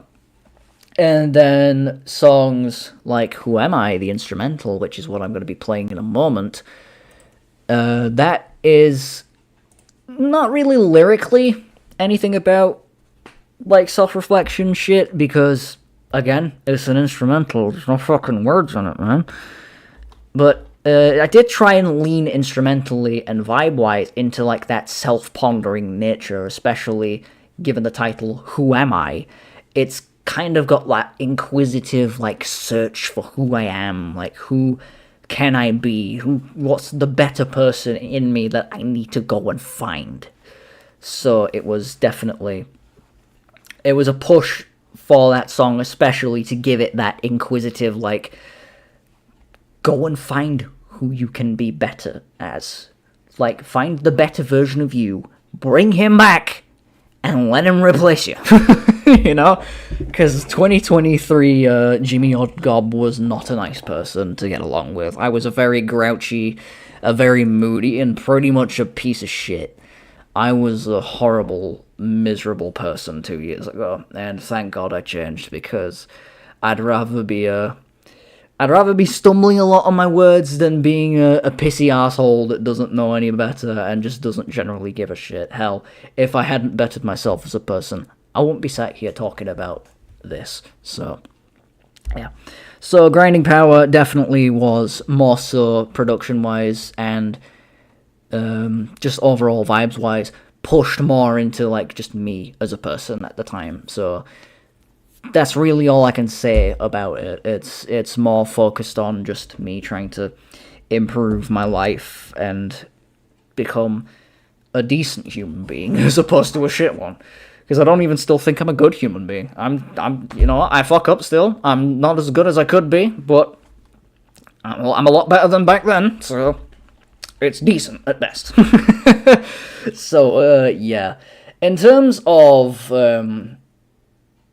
like, cover art shit as well, because I was, unfortunately, going to use even more AI-generated slop for this one, but thankfully, that's when the big anti-AI movement started happening. People finally started speaking up about AI and how it's bad and shit, and I took that shit to heart, and I was like, right, because some of the shit that I even, like, quote-unquote produce, because let's be fair, it's AI, you don't fucking make that shit when it's AI, genuinely looked like shit.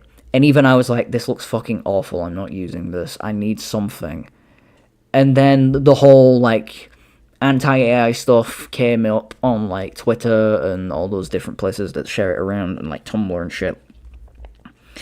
And, yeah, it was generally one of those things where it kind of sparked me to be like, okay, this is a bad thing.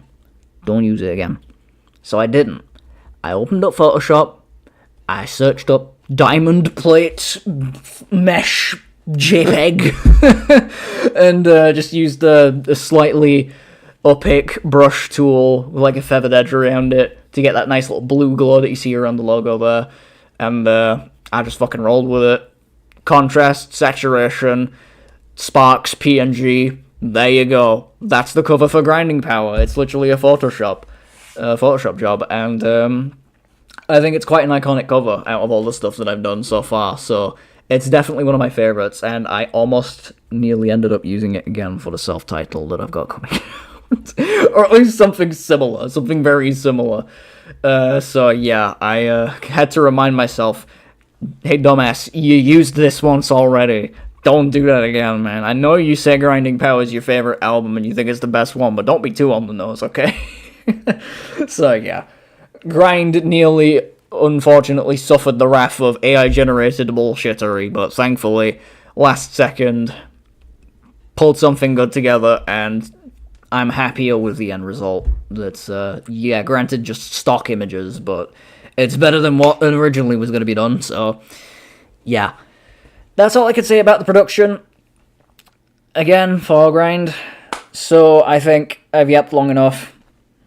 Let's get on to listening to Who Am I from Grinding Power. You will definitely hear like the inquisitive vibe that this song lets off, especially within the first riff.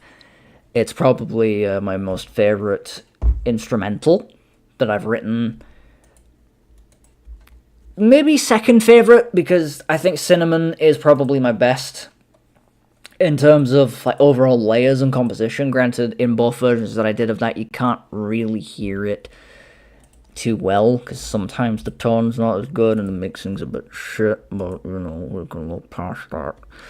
But I still think this is probably one of the better instrumentals that I've recorded. So here is Who Am I from Grinding Power.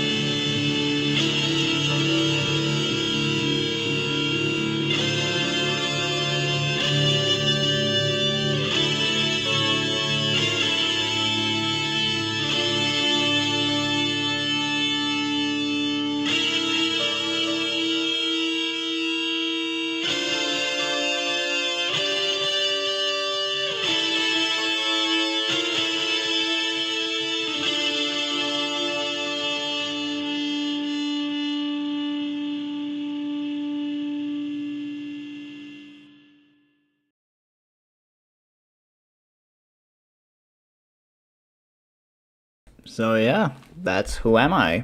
You can definitely tell I got my noise reducer around this time because the guitar slowly fades out as it's going out. You hear it kind of dip in volume a tiny bit before it properly ends, so that would have been the noise reducer doing its magic. So yeah. I remembered something midway through listening to that, but my fucking short term's playing up and I can't remember it. God damn it. Yeah. No, that was it. Okay, this definitely was the last album to feature my Harley Benton Strat. I know I've probably said that earlier, but I'm just reminding myself by saying it again, so I apologize if I'm stating facts that I've already said, but because my memory's shit, I can't remember if I've said something or if I haven't, so yeah, this was the last time I used that fancy red guitar before moving that on, and yeah, fairly certain I had my Dean V around this time, my Dean VX, I believe, in a nice, like a charcoal colour, I think it was, and it looked really, really fucking nice, but it only got used on, like, one song, and then I moved it on, because my mum didn't know I had that guitar.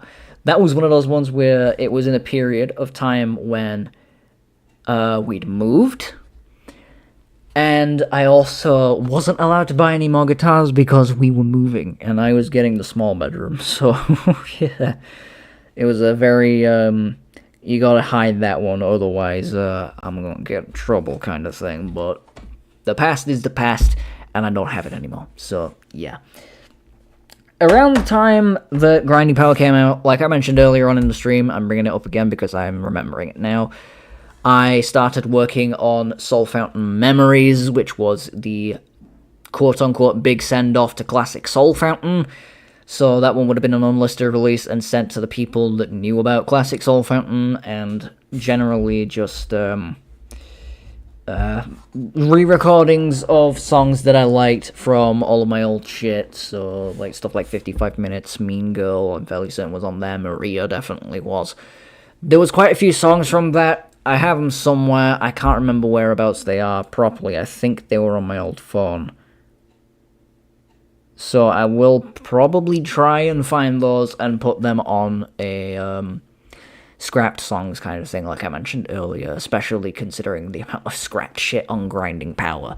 So, yeah. But in terms of stuff for grind, that's it. Grinding Power is all talked about. So, yeah, it's definitely my favorite of the public era stuff, so it's very good, very nice. So in terms of after Grinding Power, this was around the time when I was so stressed out and kind of fed up with producing music a little bit that I decided I'm not going to do albums anymore for a little while. I'm fairly certain at the time I said I'm just not going to do albums anymore at all. I'm just going to produce EPs and singles, to which I produced one EP, and even then, can't really say I produced it around the time that I actually am slotting it into the timeline, because a lot of this stuff on the A Gun Game with No Name EP was actually recorded years before it actually came out, so yeah, like 2021-ish time. Because it was the EP that sparked me using the more better drum sound on GarageBand, so like that more like audible kick. The snare as well was a little bit tweaked, but overall it sounded more closer to some of my old shit between, I want to say, Chapter 2... No, not Chapter 2. I didn't even make a Chapter 2. Between Icy Hell and, I want to say, Slowing Down. So, it was that rough kind of period between those albums, and it's, I think, part of the main reason why... No, was it Slowing Down, or... I don't know. I ended up using a different drum sound, basically, and then I thought, later on, for one of my albums, that actually sounded pretty good. I'm gonna go back to that. So I did. and yeah, it kind of just went on from there. So I'm not going to play anything from the Gun Game EP because, I'll be honest, that's technically speaking a game OST, and yeah, I wrote those songs and tracks, but at the same time, they are like purely made for a game, and they're just like short 2-minute tracks, so I want to play something substantial and something that's more tied to Soulfountain itself and not other projects. So if you're watching this, Isaac, I do apologize for not giving your game the spotlight that it truly deserves, but I will say, please, by all means, play a gun game with No Name. It's fun. It's genuinely one of the most fun shooters that I've played on Roblox, and the community, for as small as it is, genuinely is really nice, and we love cool people and hate racists. So yeah, we're basically a nice community. So if you're into that shit, again, a gun game with No Name on Roblox. And it also ties into the Groove Metal EP, the entry-level shit, to the point actually has a lyric in it that says, I made an OST, it's for a Roblox game, if you wonder what it is, it's a gun game with No Name. So yeah, I forgot to bring that up at the time, and I'm bringing it up now because it's topical. So yeah. So because I didn't want to produce any more albums at the time, and the Gun Game EP, I feel like that kind of happened later on than what I'm letting on. It was definitely between Grinding Power and Cylinders, I know that much, because I didn't have my interface by then. I decided to do single releases, and to bring up a song from the first stream that I didn't actually play, but I did mention, is What You Deserve. That is the first Soulfountain song I ever recorded and wrote. So that one was pretty much the first song I ever did. That was Soulfountain. Essentially, that's what sparked it off, and everything after was just collateral damage. So I looked back on that original version last year and thought, it's been nearly 5 years since I recorded this song, or like wrote it initially. It was closer to 4, I think, at the time, and I was still kind of deliberating what to do and what not to do and shit. We were probably closer to... Yeah, we're closer to 4 because it was mid-2023. So I was like,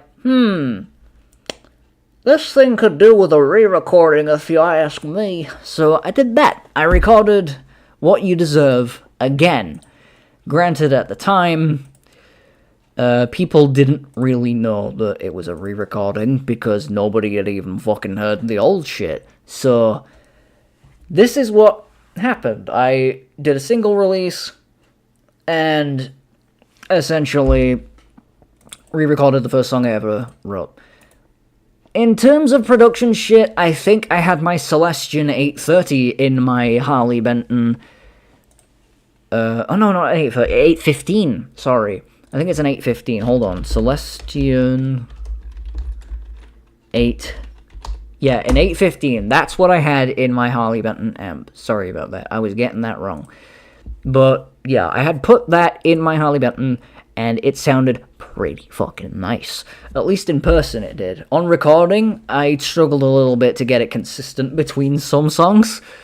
Namely, What You Deserve and Incarnate, which I will be mentioning now because it is a part of the singles releases. Incarnate is basically just a song about Shin Godzilla. I was properly getting into Godzilla at the time, so I really wanted to kind of tap into what I used to do with my old Soulfountain shit and write a song based on something that I like. So that thing was, again, Shin Godzilla. So, yeah. I think at the time, and it probably still is, the original version of Incarnate at least, is the longest song that I've ever produced. So, yeah, that's definitely fun. And the original version, I don't really go back to listen to ever since recording the Journey edition, but we'll worry about that when we get to it.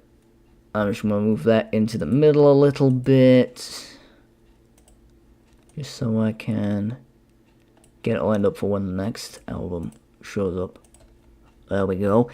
So, yeah, it was kind of just like I want to write a song about Godzilla, and I did. And because I was mad into Shin Godzilla specifically, I thought I'd write it lyrically about that. And in terms of production for Incarnate, the most standout thing about that song is the orchestra in the background, like the programmed orchestral string sections, especially during the choruses and the end of the song as well for the outro. I used GarageBand for that. This was before I made the leap from GarageBand to Soundtrap fully, so Incarnate, I believe, was actually the last thing that I recorded on GarageBand before ditching it altogether and then jumping ship onto Soundtrap.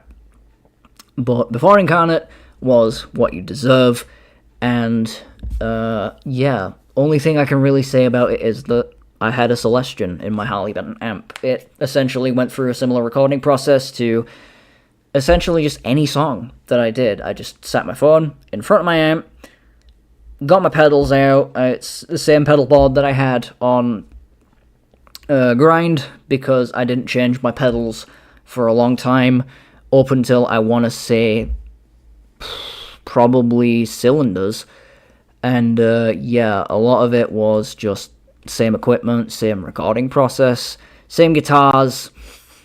I'm fairly certain on Entry Level, and I want to say Grind, I did actually have a Rockburn Les Paul that I forgot to mention that I called Blackout, because it was fully blacked out hardware and generally just a pretty good guitar. I regret moving that thing on now. It was heavy as shit because it's a Les Paul, but it genuinely was one of the better guitars that I had. And again, I regret moving that thing on, especially considering that I had to get my drummer in my band to put the down payment on it so I could have it reserved for me. I'm fairly certain, I think I want to say I paid him back. I could be wrong, and if I haven't, I need to pay him back. But my drummer in my band, he's one of those people who's like, he's adamant that you don't get paid, you don't pay him back. It's a charitable thing for him. Like, he loves spending money on other people, but as soon as you go to get something for him, he's like, no, fuck off, leave me alone, kind of thing. And I can understand why, but at the same time, dude,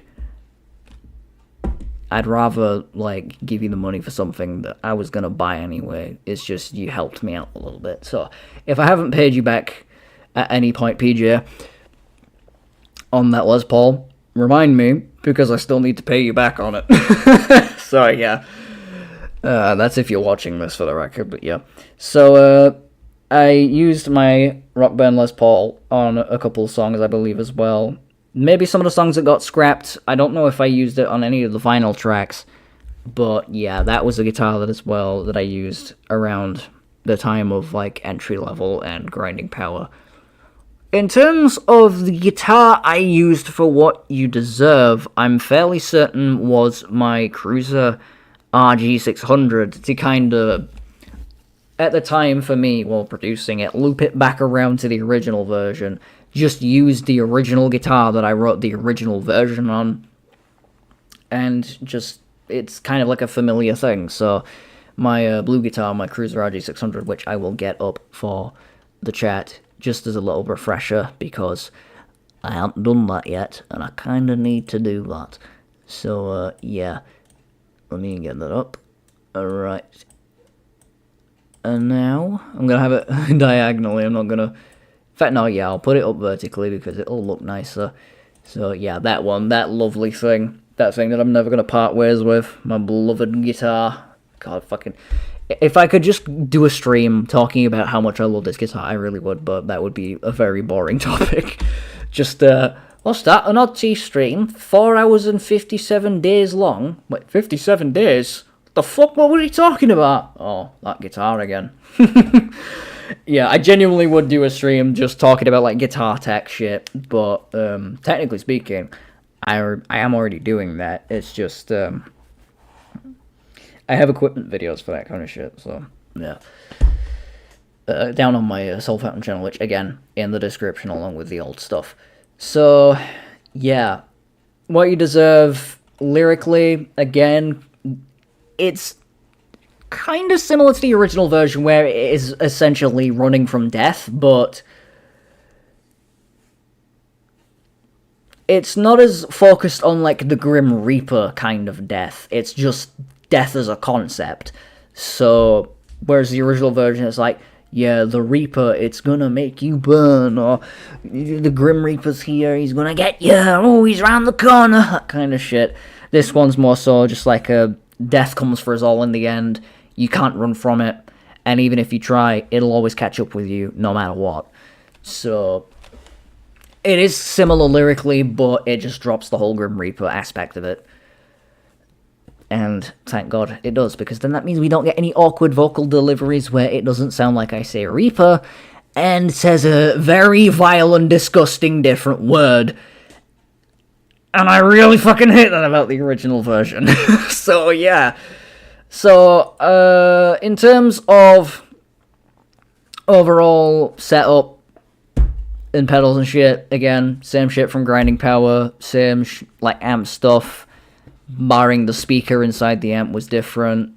Guitars, stuff, all the same. Production-wise, yeah, it was just the same as Grinding Power, really, but just for one song. Same for Incarnate, except Incarnate's tone was a tiny bit tweaked to be that just a little bit more inconvenient in the high end, because listening back to this, and then listening back to Incarnate sometimes, this one I feel like I got the right balance for the tone, at least rhythm-wise.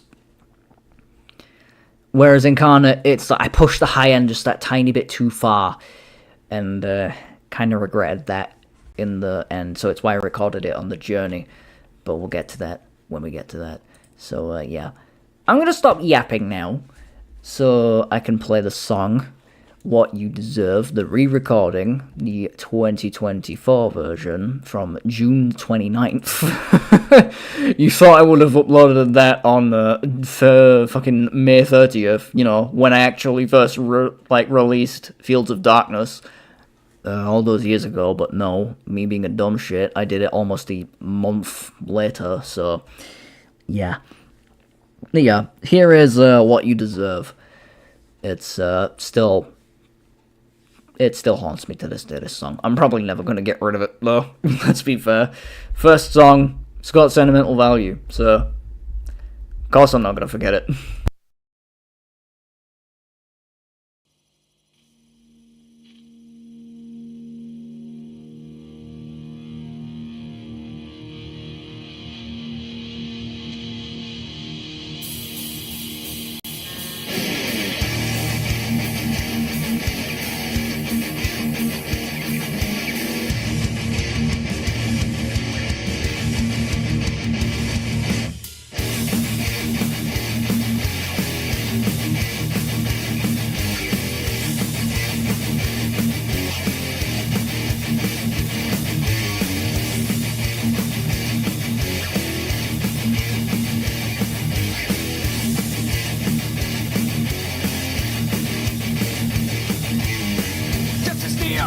Coming to find you, catching up to you with every turn. Running fast, try to escape it, but almost certain it'll make you burn. Cowardice, it overrides you, fear pumping throughout your veins. So scream and shout, just let it all out, 'cause death's here to bring the pain. So you get what you deserve. You burn.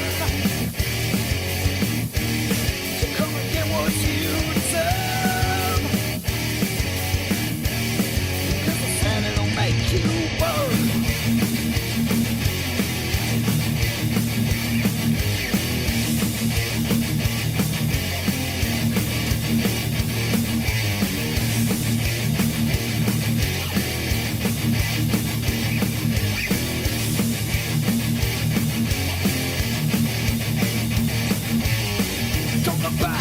It's getting closer, and your days at a breakneck pace. Can't delay, inevitable. The ticking clock must stop counting one day. Cowardice, it overrides you. Fear pumping through at your veins. So scream and shout, just let it all out. Because death is here to bring the pain. Now you get what you deserve. 'Cause the sun will make you burn. Now you get what you deserve. 'Cause I said it'll make you burn.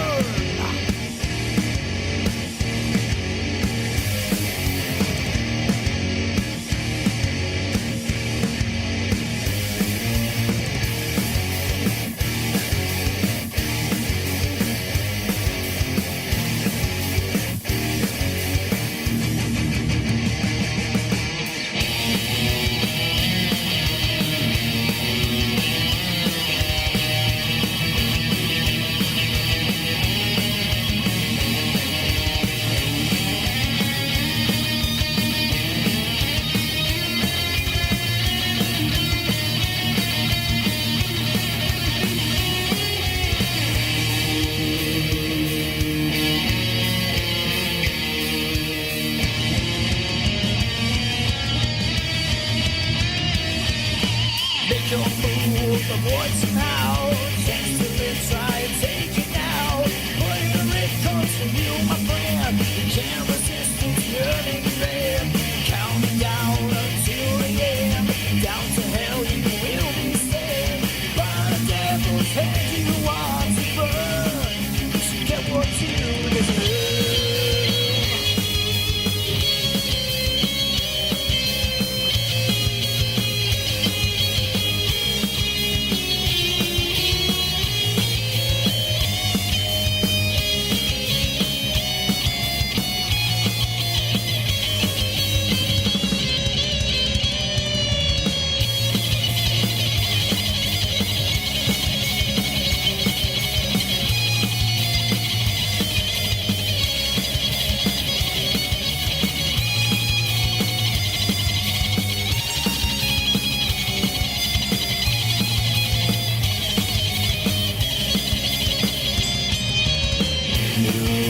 Get what you deserve. 'Cause I said I'll make you burn. You get what you deserve. 'Cause death is here and he says it's your turn. Hey!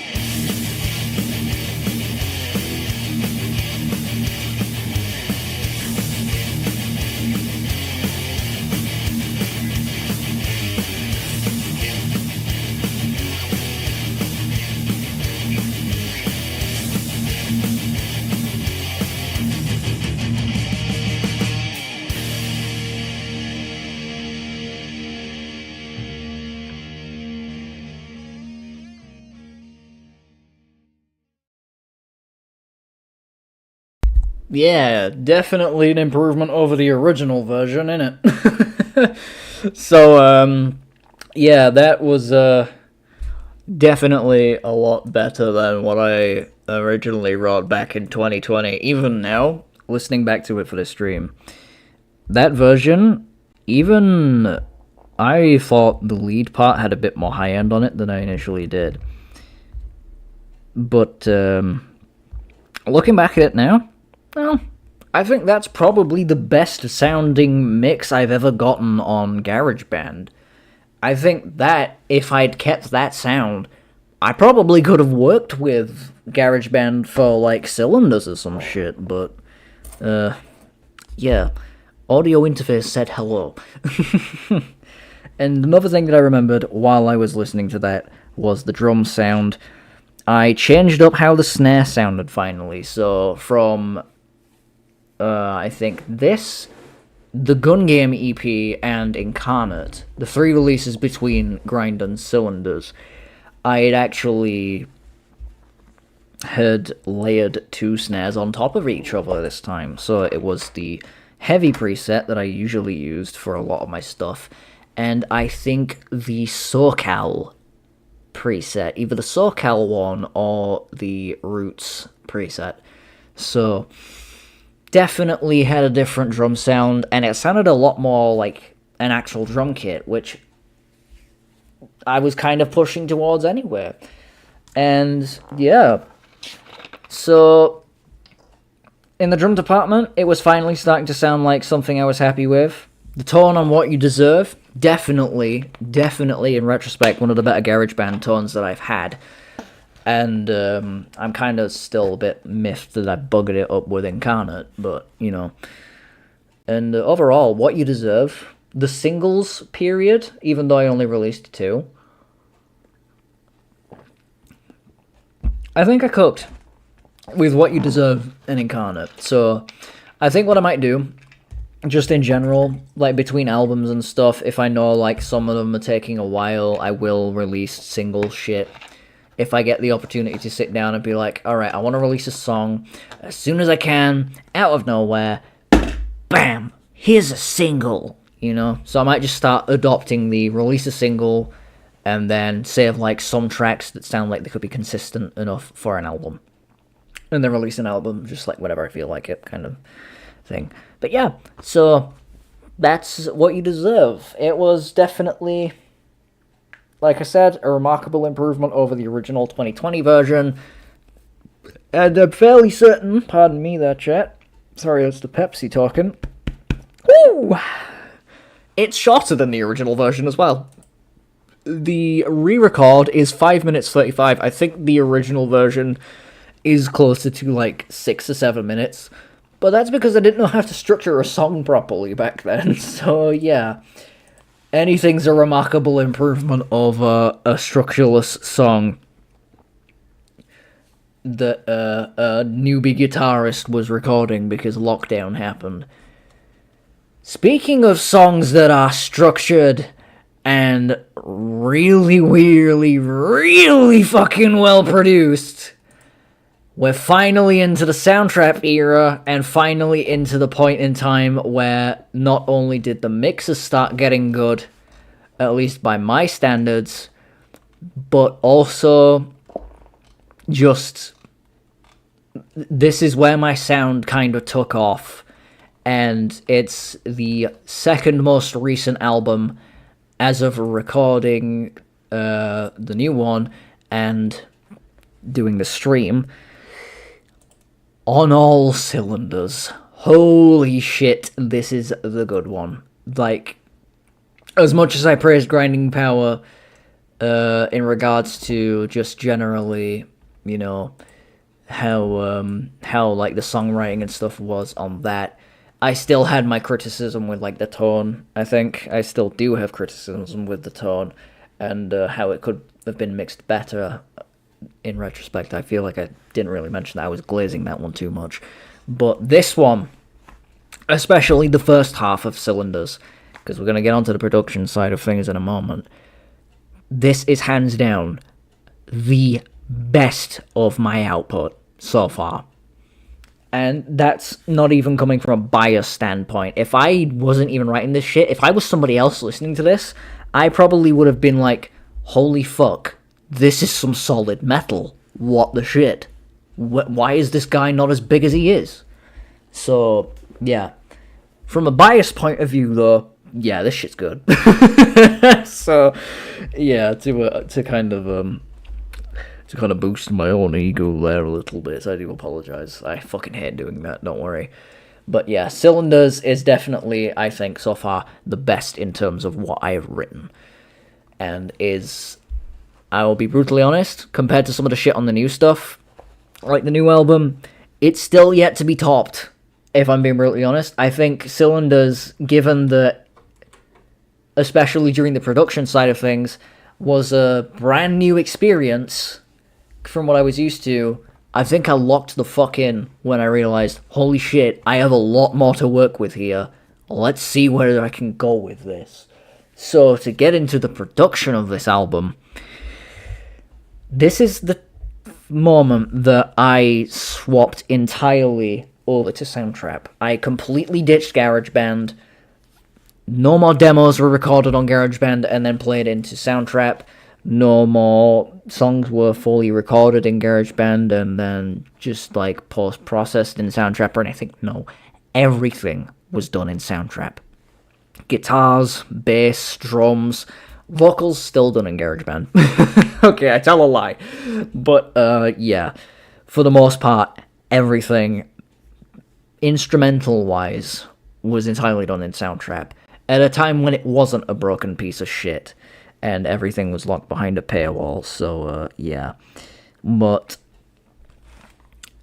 this album marked, again, a massive change in overall quality for my music, and sound style kind of went back to some more thrashier shit in the beginning. At least the first half of the album has some more like traditional Metallica sounding shit, what I was trying to go for back in the 2020s and failed tremendously at back then. But yeah, this is the kind of shit that I was wanting to do. And overall, I think toward the latter half of the album, so songs like Saboteur, Reality and Everything, and Dog Days, so the last three of the second half, I feel like it definitely pushed more toward that kind of sound, that even though I want to be a full-on thrash metalhead at heart, the groove metal stuff now, it's pretty much what I am. It's like, that's my kind of sound, so yeah. Initially, with On All Cylinders, I wanted to record an entirely thrash metal album. I wanted to go back to my roots, just start fucking full throttle, just record some of the fastest shit I could that I was physically capable of doing, and just go balls to the walls, all out thrash metal. And that lasted a total of 1.5 songs. So, yeah, no. I'd say more so 2 songs, but, yeah.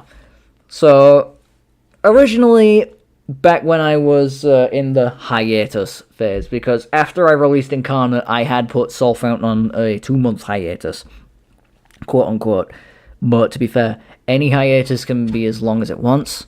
2 months, if I needed 2 months to kind of just step back for a minute and be like, alright, I'm going back to recording music now, then 2 months is a good enough hiatus by my standards, because it stopped me from falling into the mindset that I used to have of doing an album and then immediately jumping into another one, which I feel like I didn't kind of fall back into after Cylinders released, so that's always a benefit. But, yeah.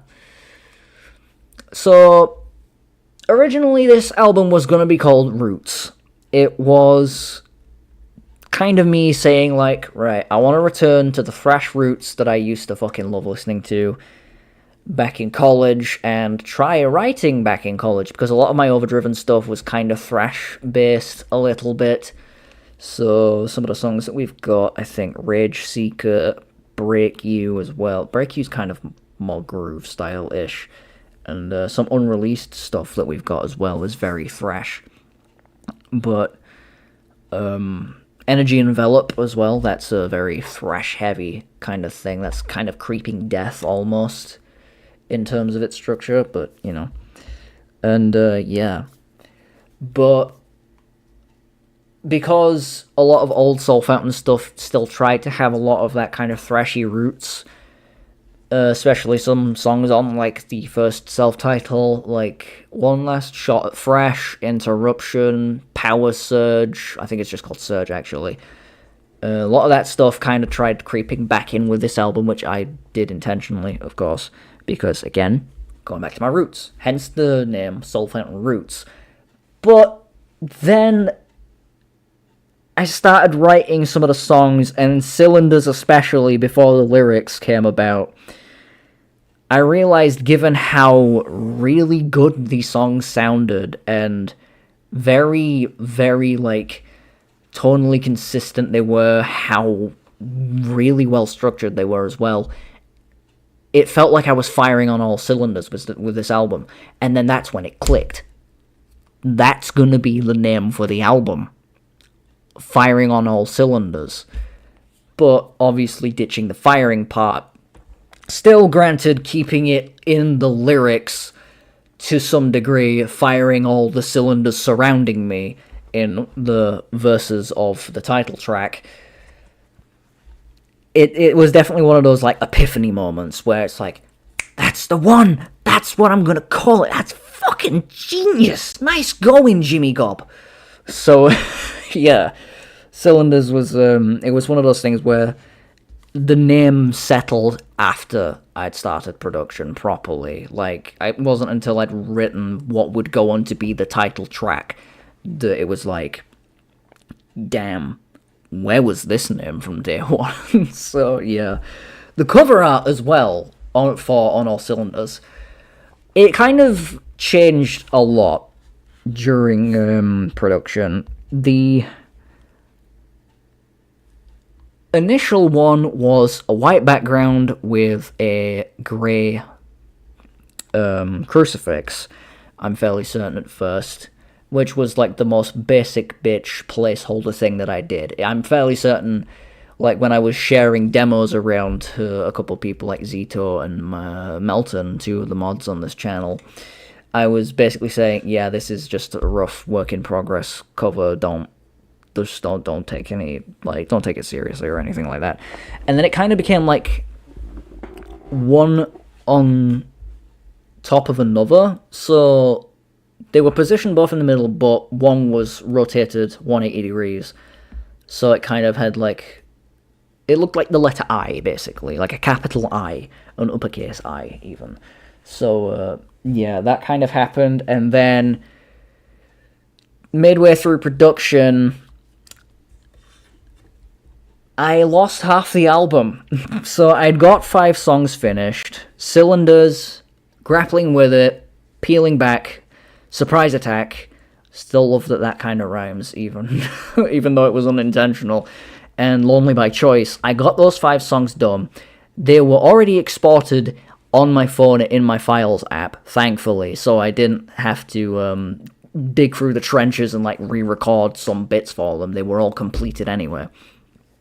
But, yeah, by the time I'd finished those 5 songs, our PC was struggling, so we were curious as to why, like, why is like, Google Chrome being slow, why is it taking forever to just do shit, you know? And, yeah, basic gist, we kind of cleared Chrome's history, and what we thought was just clearing, like, site cookies and everything. No, we cleared login information. And Soundtrap at the time was using a college account set up by one of the tutors, which somehow didn't register that it was still logged in on my home PC, so I could get away with using a lot of paid features. But time caught up and bit me on the arse, and yeah, basic gist, I lost half the album. So some of the songs that were planned, that were quite thrash focused, ended up getting lost. I do have some of those tracks on my old phone. I think I've got some here. Yeah, so there's one song called At My Most, another one called Hunt Down the Emperor, The Radicalized, What Goes On in Here, What Makes Us Human, and then Shadows of the Former Life. But I'm fairly certain Shadows of the Former Life ended up being more akin to, like, a rock song. I'm fairly certain it was actually a re-recording of Hell and Back from Slowing Down, so it was more akin to a, like, mid-tempo song. But songs like What Makes Us Human and The Radicalized, they were definitely more thrash-focused, and, like, more consistent with, like, the first half of Cylinders. But because I lost half of that album, I essentially had to create a new login, pay for the Soundtrap subscription, which was on sale at the time. It was like 10 quid, so it wasn't much, and essentially get the album done within another 2 months. And this was around Christmas time as well, so I was already in a temporary job, so I had to balance my work hours with producing an album, essentially. And for the most part, it was mainly on off days that I would just be sat, like, riffing out shit, writing some stuff, seeing what worked and what didn't. And the last 3 songs on the album that are original songs, Dog Days, The Saboteur, and Reality and Everything. I don't know why I forgot that one. That one's one of the more iconic tracks on that album. They all ended up being the latter half of Cylinders, and I am quite happy with how they ended up. So, yeah. But in regards to the 8th track, the Orion cover, the Metallica cover, originally it was always the plan for Cylinders to have a cover of a song that I like. It was either going to be Fixer, because Shadows of the Former Life, when I still had that lined up to be a part of the album, was going to not only be an original song, but transition into Fixer naturally. So, like, all the guitars would drop out, and then it would just all of a sudden, Fixer would start playing. Like, it did the whole intro to that song, and, like, the build-up and everything. But because I lost that, I was like, well, shit, I don't want to sit there and record it anyway. And I'm fairly certain Shadows of the Former Life wasn't even properly finished anyway. I think I just had, like, a chorus and maybe a verse riff. I didn't have any bridge riffs, I didn't have an intro or anything of the sort, so it was just literally 2 riffs, and then, bam. So tell me, can you heal what Father's done? That kind of shit, you know? And, yeah, so it was always a plan to have a cover, but while I was debating my choices, I remembered that Cliff Burton's birthday was coming up, February 10th, on 2024, and Orion is my favourite Metallica track of all time, so it trumps any of, like, the vocal tracks for me, any of the other instrumentals. Orion is, to me, Metallica. Like, that is my hands-down favourite Metallica track of all time, so I wanted to cover that. And I have tried covering Orion before in the past, but it was a very shitty cover.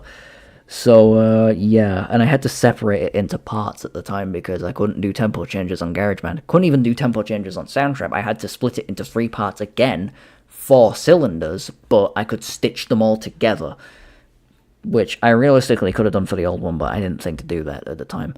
So, yeah.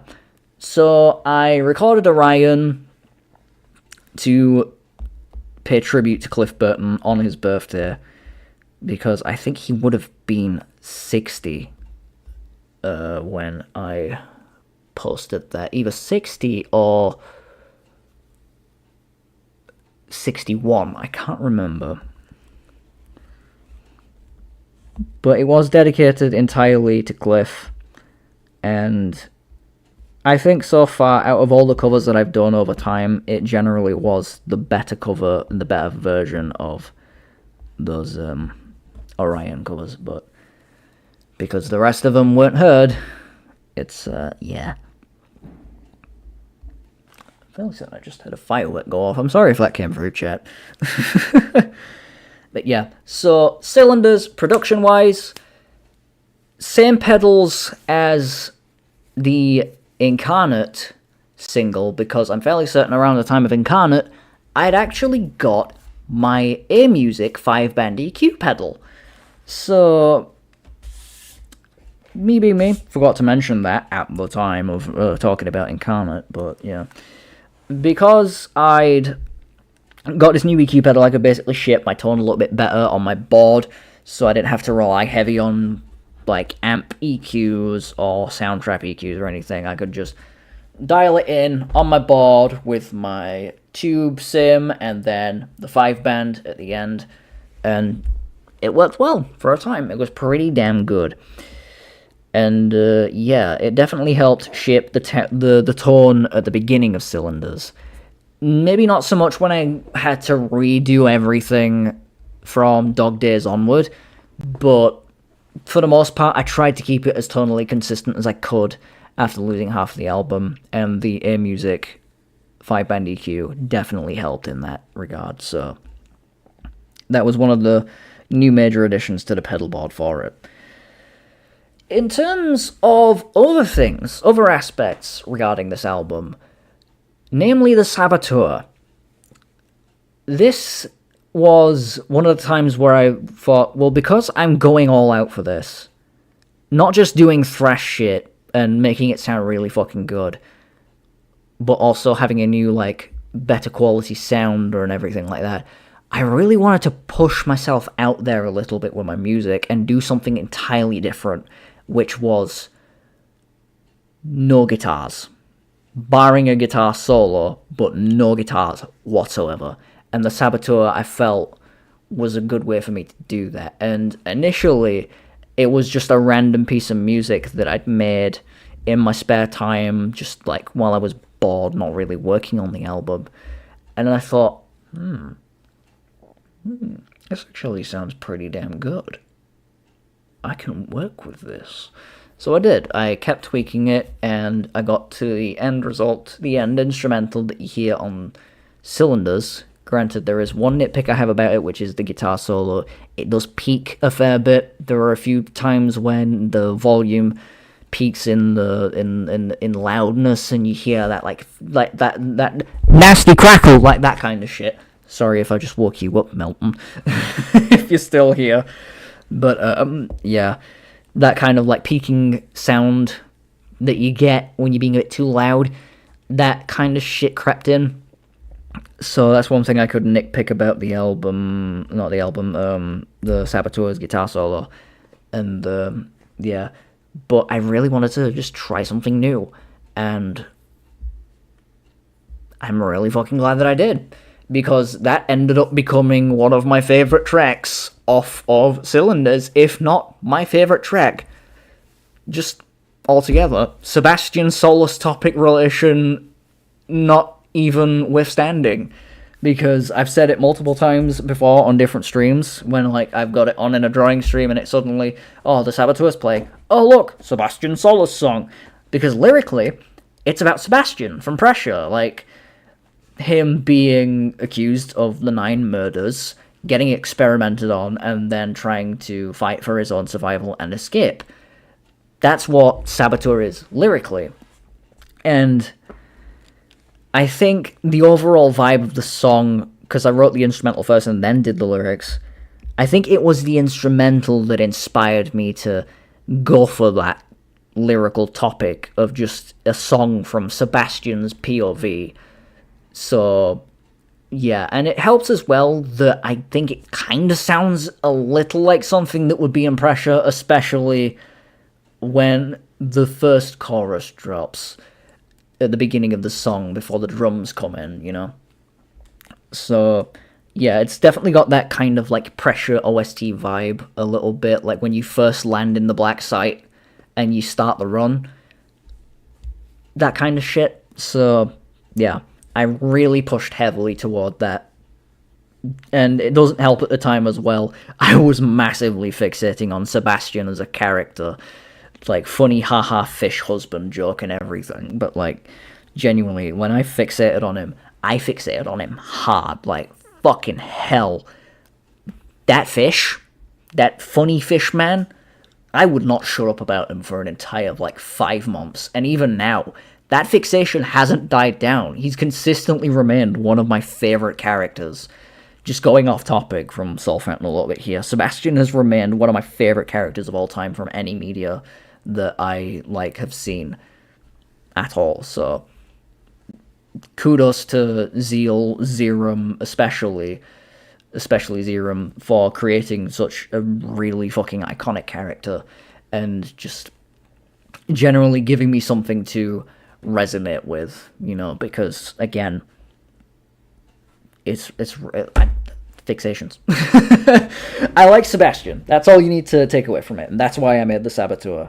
So, yeah. And then, I think songs like Reality and Everything, granted, yeah, still not the lowest in terms of tunings. I think One Last Shot at Fresh still holds that title even today. Yeah, that definitely ended up being a lower tuning song. And the lyrics for Reality and Everything as well were actually written long before, I think, Grinding Power entered production. So I had those lyrics sat in my phone for months, just, like, waiting to be used. And I think, vibe-wise...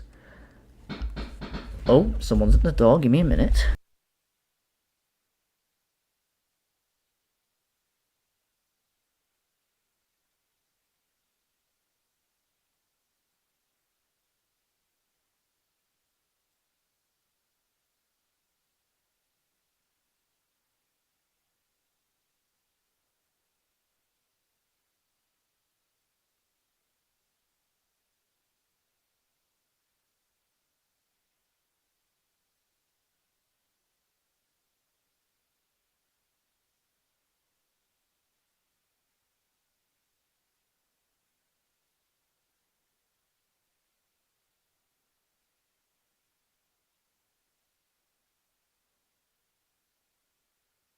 Sorry about that, chat. My mum's home.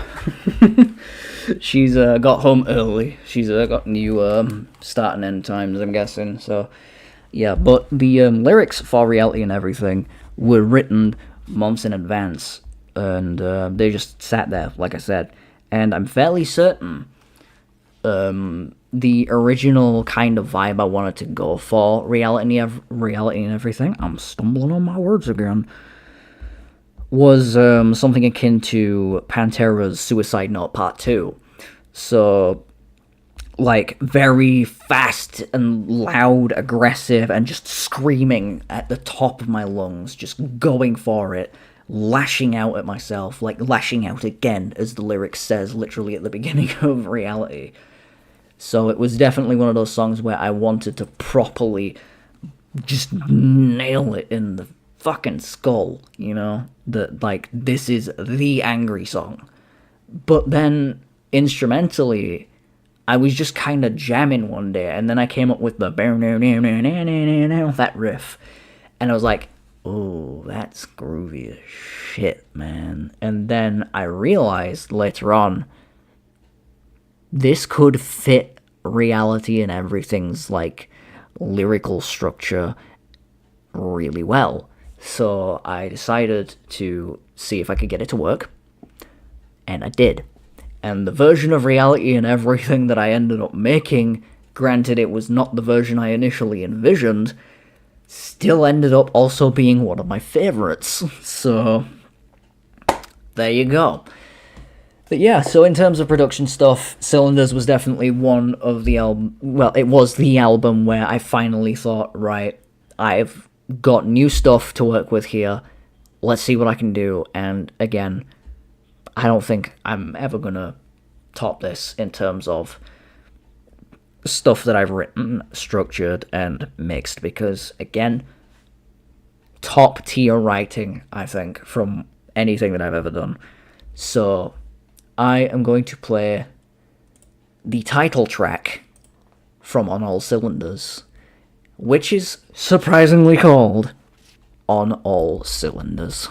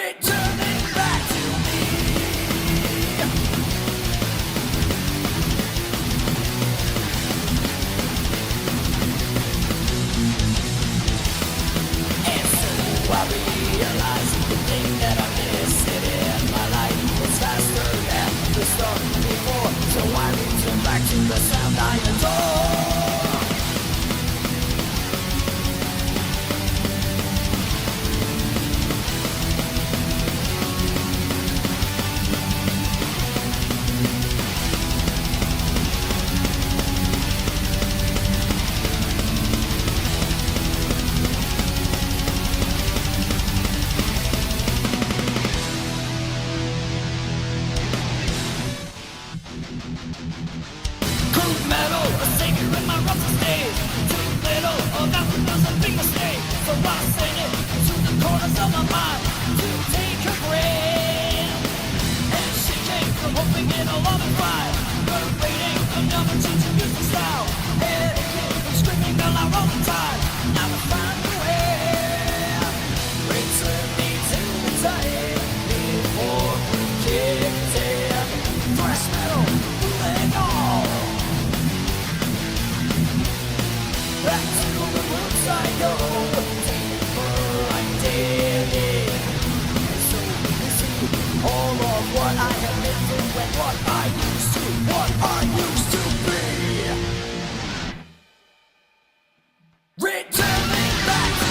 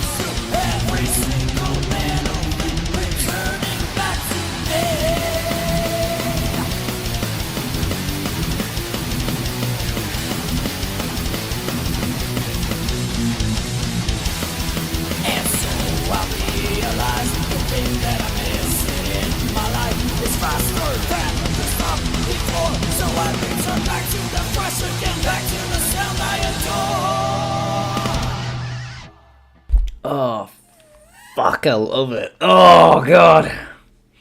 Yeah, you can definitely tell, like, that's when I finally hit properly what I've been after that entire time, like, throughout this entire musical journey.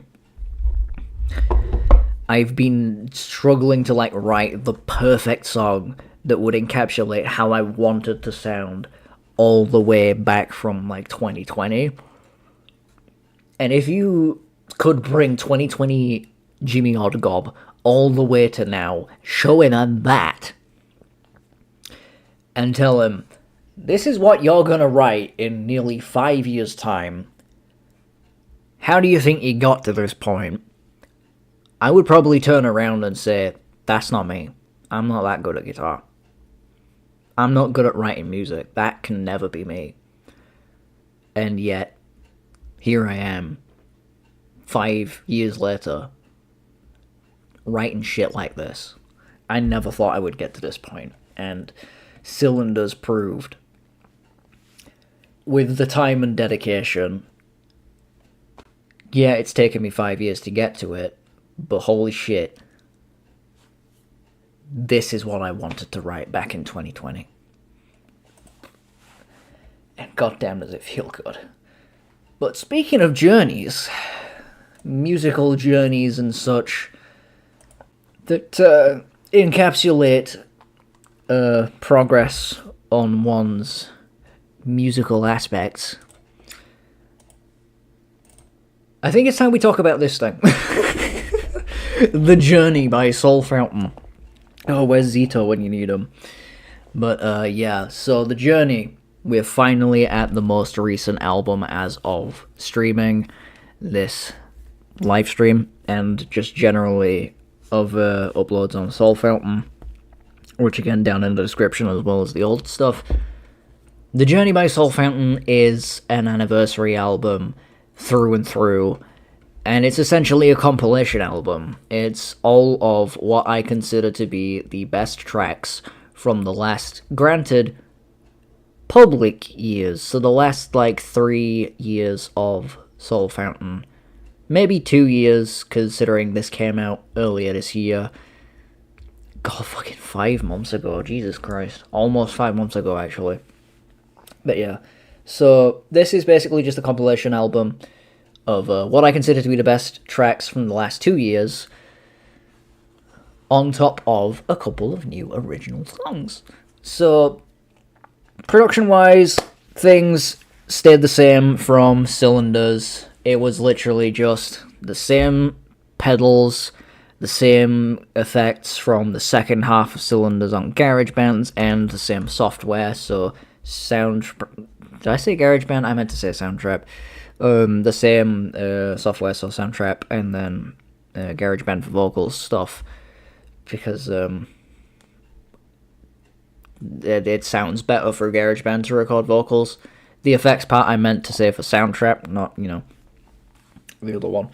And yeah, it was generally just that kind of similar process for recording stuff.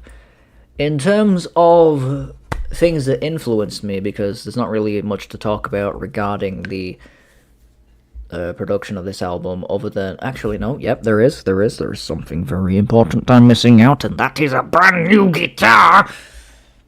Same for Cylinders as well, I forgot to mention. And let me go back to Cylinders for this. I got my Aria Mac 40 during the recording of this, so songs like Reality and Everything. Used that as well as Dog Days because it had a Floyd on it.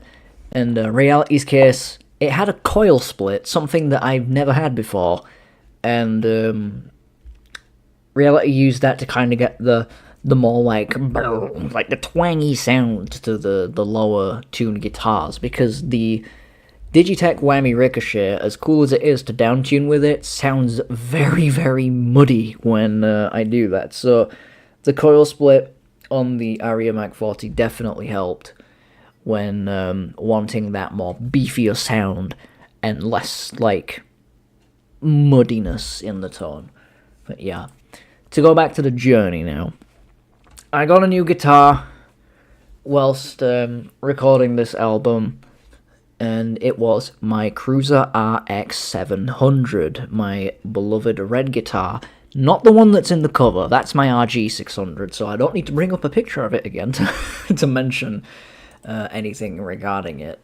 But my Cruiser RX 700, let me get that up now.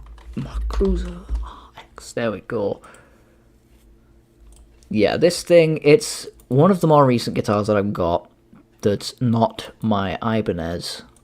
Which Ibanez drum, that's a WebP file, I need to snipping tool this thing. But yeah, it plays like a beast. I think it's currently in E flat as of recording the new album and streaming. So it's essentially a backup guitar at the moment to my Cruiser RG600. It sounds good, plays good, just as well as my RG. RX 700, let me just save the PNG file really quickly. Let me get this up for chat. But yeah, it genuinely sounds really good. And because it's a crafter guitar, naturally, given the state that I've kept my RG600 in, which is a really good playable state, and the fact that it came in a really good playable state, naturally, my RX 700 on the left is also one of the best playing guitars that I've got. So, yeah, it's definitely one of the best axes that I own, and I don't think I'll ever be getting rid of that one as well. Basically, any Cruiser guitar that I get by Crafter is probably going to be kept indefinitely by me because, again, they are just some of the best that I have ever played, and it's a shame they don't make them anymore. I don't think they do, at least. If they do, your Crafter, hit me up. I want a signature line, damn it. I'm kidding. I'll probably never get that far, but, you know. A man can dream. A man can dream. One of those with a Floyd Rose on it would be bliss. So, yeah. But yeah, so my Cruiser RX 700 made its debut on this album. I went into detail about that on my equipment used video, which I uploaded recently on my Soulfountain channel. Again, down in the description. And, yeah, it's really good. I enjoy it. So, in terms of other production things, so like what was happening in my life to influence some of the songs, because it was a 5th anniversary of Soulfountain, at least overall, I wanted to kind of push for, like, a greatest hits kind of thing. So, like, The Journey, Crawl, Cinnamon, Exterminate, Crowned, Incarnate, Saboteur, and Reality. Those were all, like, the tracks that I'd picked because they were my personal favourites. And in the case of everything barring Saboteur and Reality, they were all entirely re-recorded because I wanted to not do a re-release album. Not fully, at least. I wanted to, obviously, redo the songs. Like, just put them up again because they're some of my favourites, but I didn't want to just take the original versions and just re-upload them because that would have been lazy. No, I decided to go the extra mile and re-record the entire songs in full. And the original stuff, especially on stuff like Heartless and The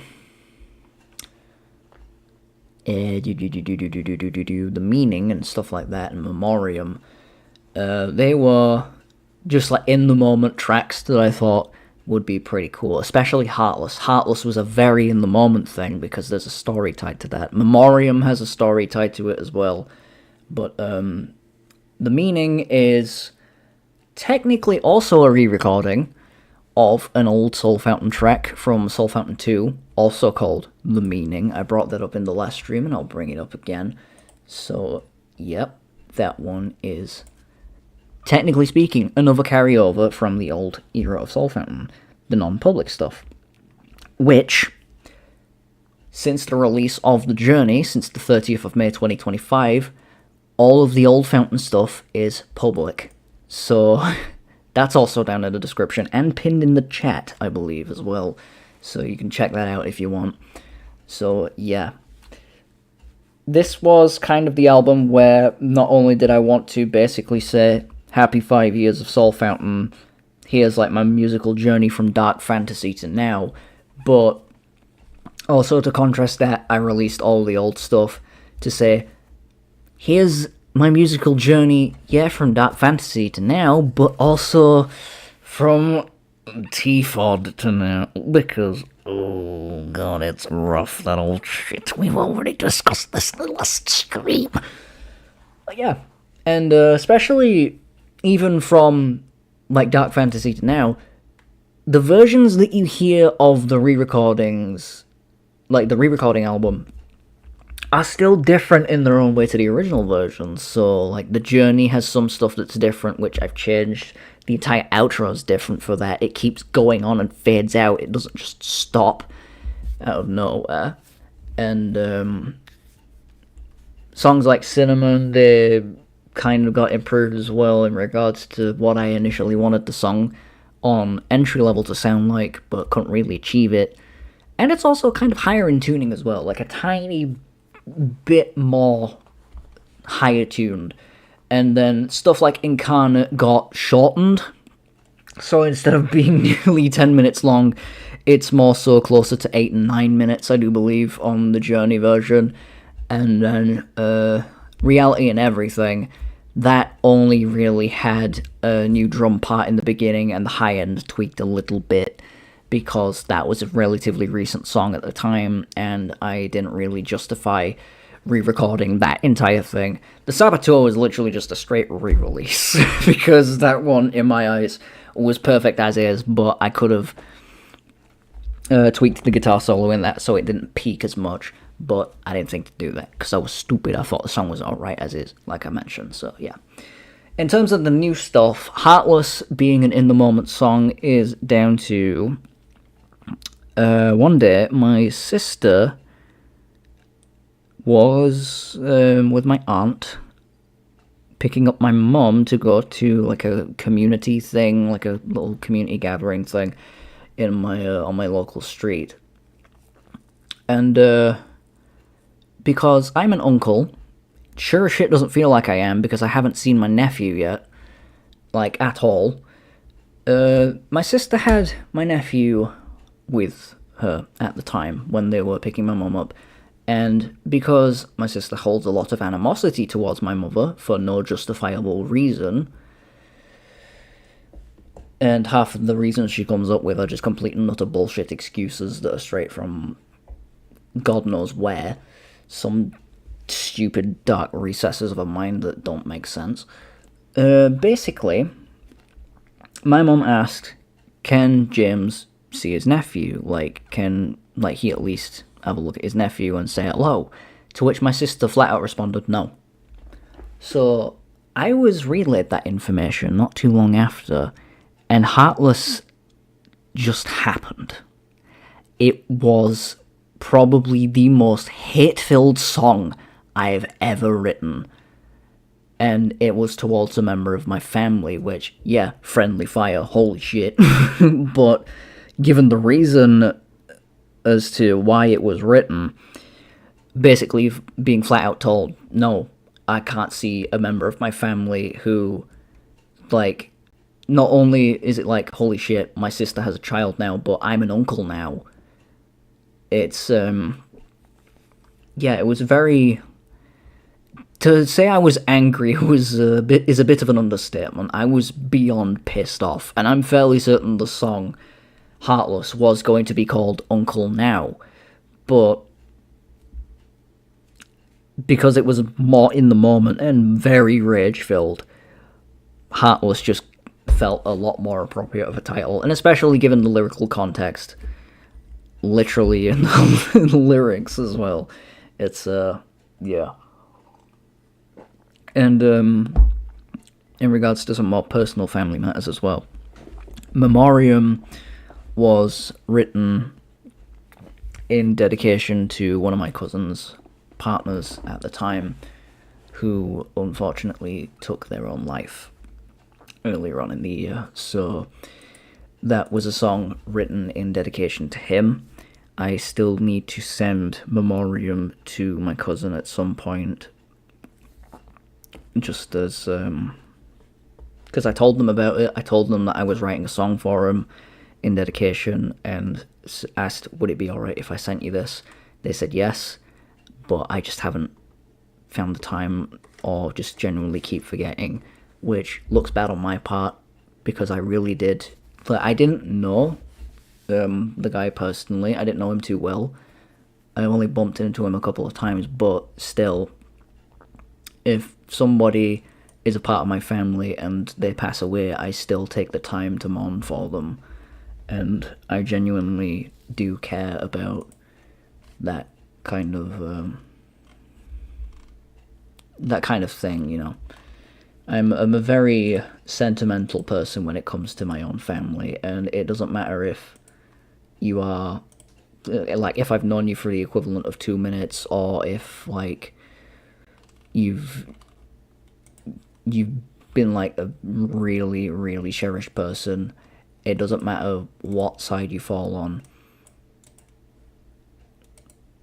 I will always be there to, like, respect. So that's how I feel toward my family. And Memoriam, again, even though I didn't really know the person who passed away, I still felt it was my duty to go out of my way and commemorate their life in some way, shape, or form. So I was going to play Heartless, but I feel, given the somber mood and the topic at hand, I think it's only fair that I pay tribute and dedication a bit further by playing Memoriam. So here's that.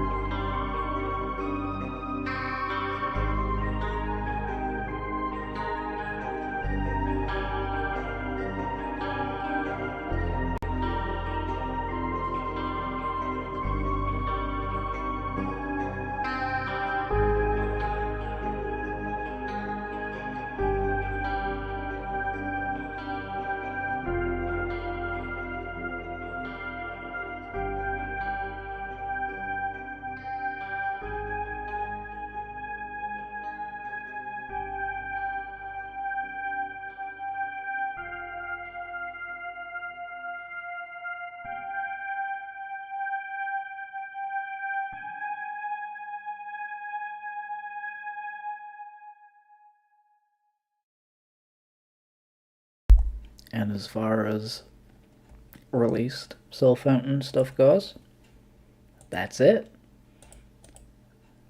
That is, so far, the current history of Soulfountain.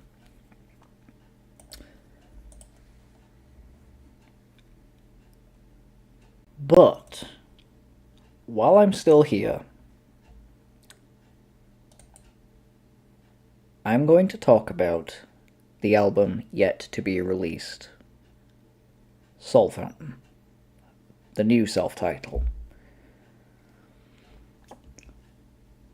Mainly because I feel like if I am going to do another one of these streams, it would be a while before I do so. I feel like I would have to release quite a lot more music between this stream and whenever I would do another one to warrant actually going through another history of things. So I'm gonna add this as like a little as a bonus. So the journey was again a 5th anniversary album. I'll apologize if my vulgarity there was coming through a little bit. The belches, I do apologize, chat.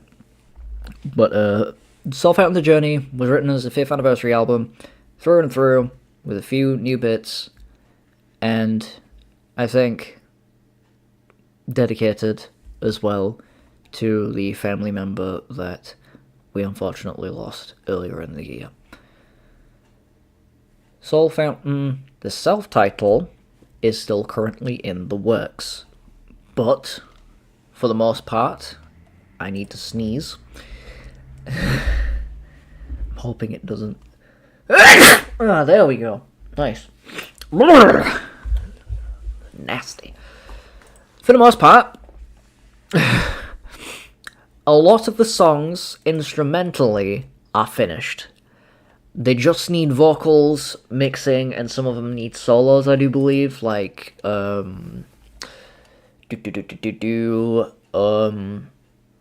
think Scooter Tunes, and I want to say Upper Tempo at the minute. That's a work in progress name until I come up with some lyrics or a better title.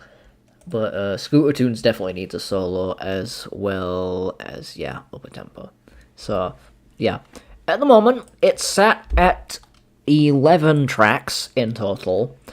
I'm going to try and go for more. I'm wanting to maybe try and push past the first self-title in terms of track total. We're going to go 16 tracks. No. It's probably just going to be as many as I want to do, so it's probably going to be quite a long album. It will probably be the longest album I've done so far, but on average, songs range from 4 to 6 minutes in length. There is one track that is almost 4 minutes long. It's 3 minutes 52 seconds, but it's not the one I'm going to play. That one is Why. That one is a re-recording of Why Are We Here from Soulfountain 2. The one that I played last stream, I do believe. But yeah. So to go into production on Soulfountain, and to kind of amend a point actually from The Journey, I didn't jump into recording The Journey straight away after Cylinders. Nearly said Grinding Power then. I took a little bit of a break, and then it wasn't until, say, late March, early April, that I released, or at least, I think it was early April that I started working on The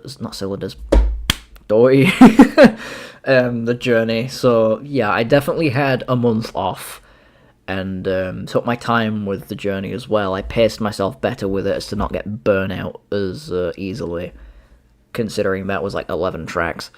So, yeah. But for the self-title, I started it a couple months ago. I want to say around July-ish, August-ish time. Properly. I did record a few songs just as, like, possible one-off single releases, but then I thought, you know what, this is kind of doing its own thing. I'm going to try and make this into an album, but I didn't jump into it straight away. I kind of gave it a little bit of time to consider the idea. And, yeah, it wasn't until around August-ish time that I thought, right, let's go for it. Let's make a new album. My world's on fire. How about yours? I'd say it's going pretty good. Also, welcome to the chat, TYPYRMI. It's nice to see you again, as per the norm, my good friend. But yeah, so Soulfountain, the second self-title, at the minute, don't know how many tracks it's going to be, because again, I'm still working on it, and production-wise, really all I could say, it started in August, and yeah.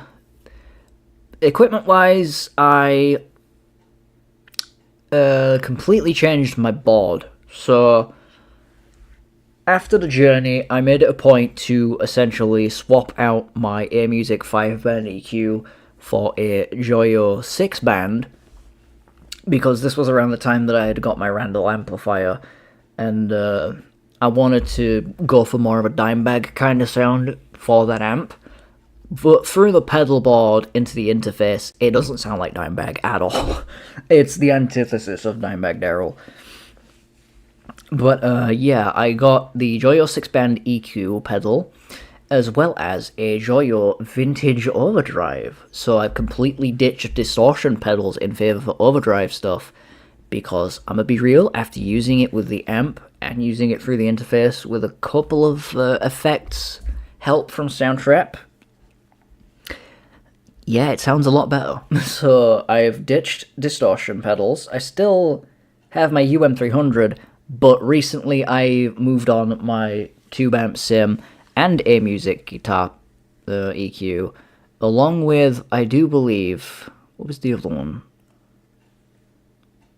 It was another distortion pedal that I didn't actually use on anything.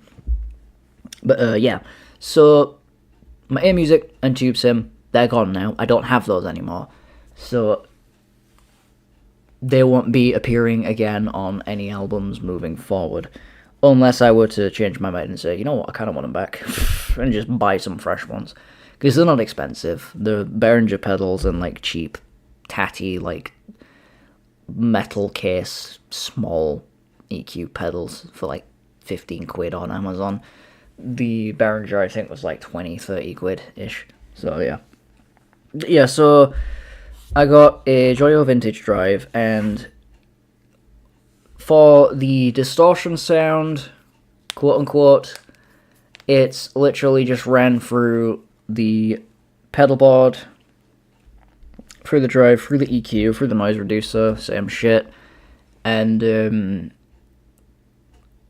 given a little boost with the classic distortion effect on Soundtrap to give it a nice, beefier and chunkier sound, which I think sounds a lot better than the previous tone that we just heard on the journey. So it's got a lot more meat to it, if that makes sense. One thing I will say, as a little sneak peek, is there will be another cover on this album, so I will be covering another song that is not of my own design. I'm just still deliberating on whether I want it to be a Metallica one, a Pantera one, or maybe just something completely different. Maybe from like something that I heard growing up, like Newton Faulkner or Stereophonics. You never know, could be some shit like that. Maybe there'll be two covers. I don't know. We'll have to see. But for the most part, it's a lot more rooted in genres like heavy metal, punk kind of stuff. So I'm trying to figure out a way to put groove and thrash in there without making it stick out like a sore thumb, but so far it's not really working. So what I might do is experiment with that a bit more, and then say just weave them in somewhere between in a nice natural way. But until I figure that out, I don't really know how that's going to work. But for the most part, it's all like heavy metal and punk shit. And groove, actually, I think a little bit as well, given one of the tracks that I've shown off in a few streams recently, Excelsior, is very Tens inspired. It's very Pantera's Tens from Trendkill, so yeah. The track that I am going to play is probably going to be Excelsior. I was going to play another track, which I'm not going to say what it is. But it is a sequel to a track that we have mentioned earlier today. Not too long ago, actually. So, yeah. I'll leave you to figure that one out. But for now, because I can't really say much at the moment on this album, because it's not finished, I will play one last song before ending the stream, because we're coming up to 3.5 hours. I think we're somehow longer than the previous one. Let me look that up real quickly. I don't know. Yes, we are. We are literally just coming up to it now, so this is a guaranteed longer stream. Oh boy. This would have been the equivalent of like another 6-hour stream just yapping about Soulfountain shit, but I don't think I could have done it for that long because my throat was killing me in the last stream. It's not as bad now. It's actually quite tame compared to last night, but it's starting to feel like it's getting there, you know, like it's got that lump in the throat a bit. So, yeah. But anyway, here is Excelsior from the new album, yet to be released, Soulfountain.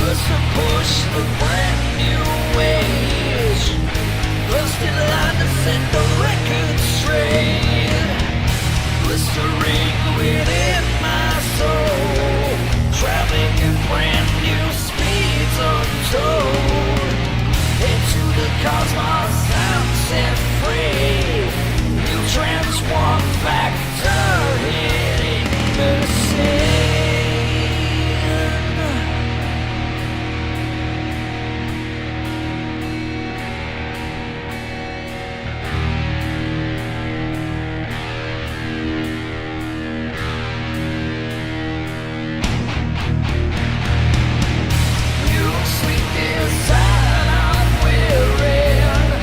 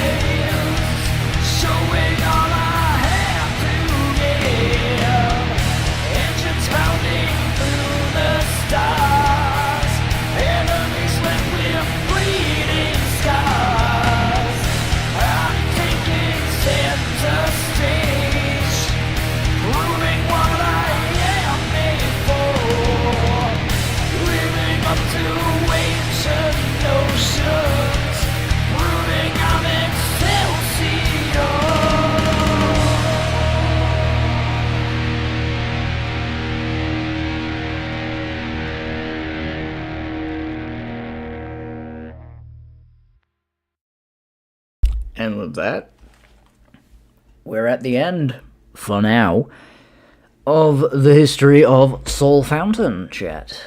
We have reached the current point in time where Soulfountain stands in terms of releases and shit that's yet to be released.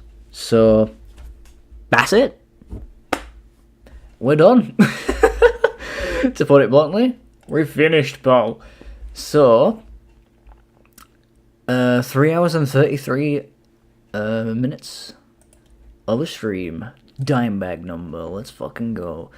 So, I'm gonna skedaddle off, because I've said all that needs to be said now on my own music shit, which, again, one last time, before we end the stream, is down in the description, as well as the old stuff from the previous stream.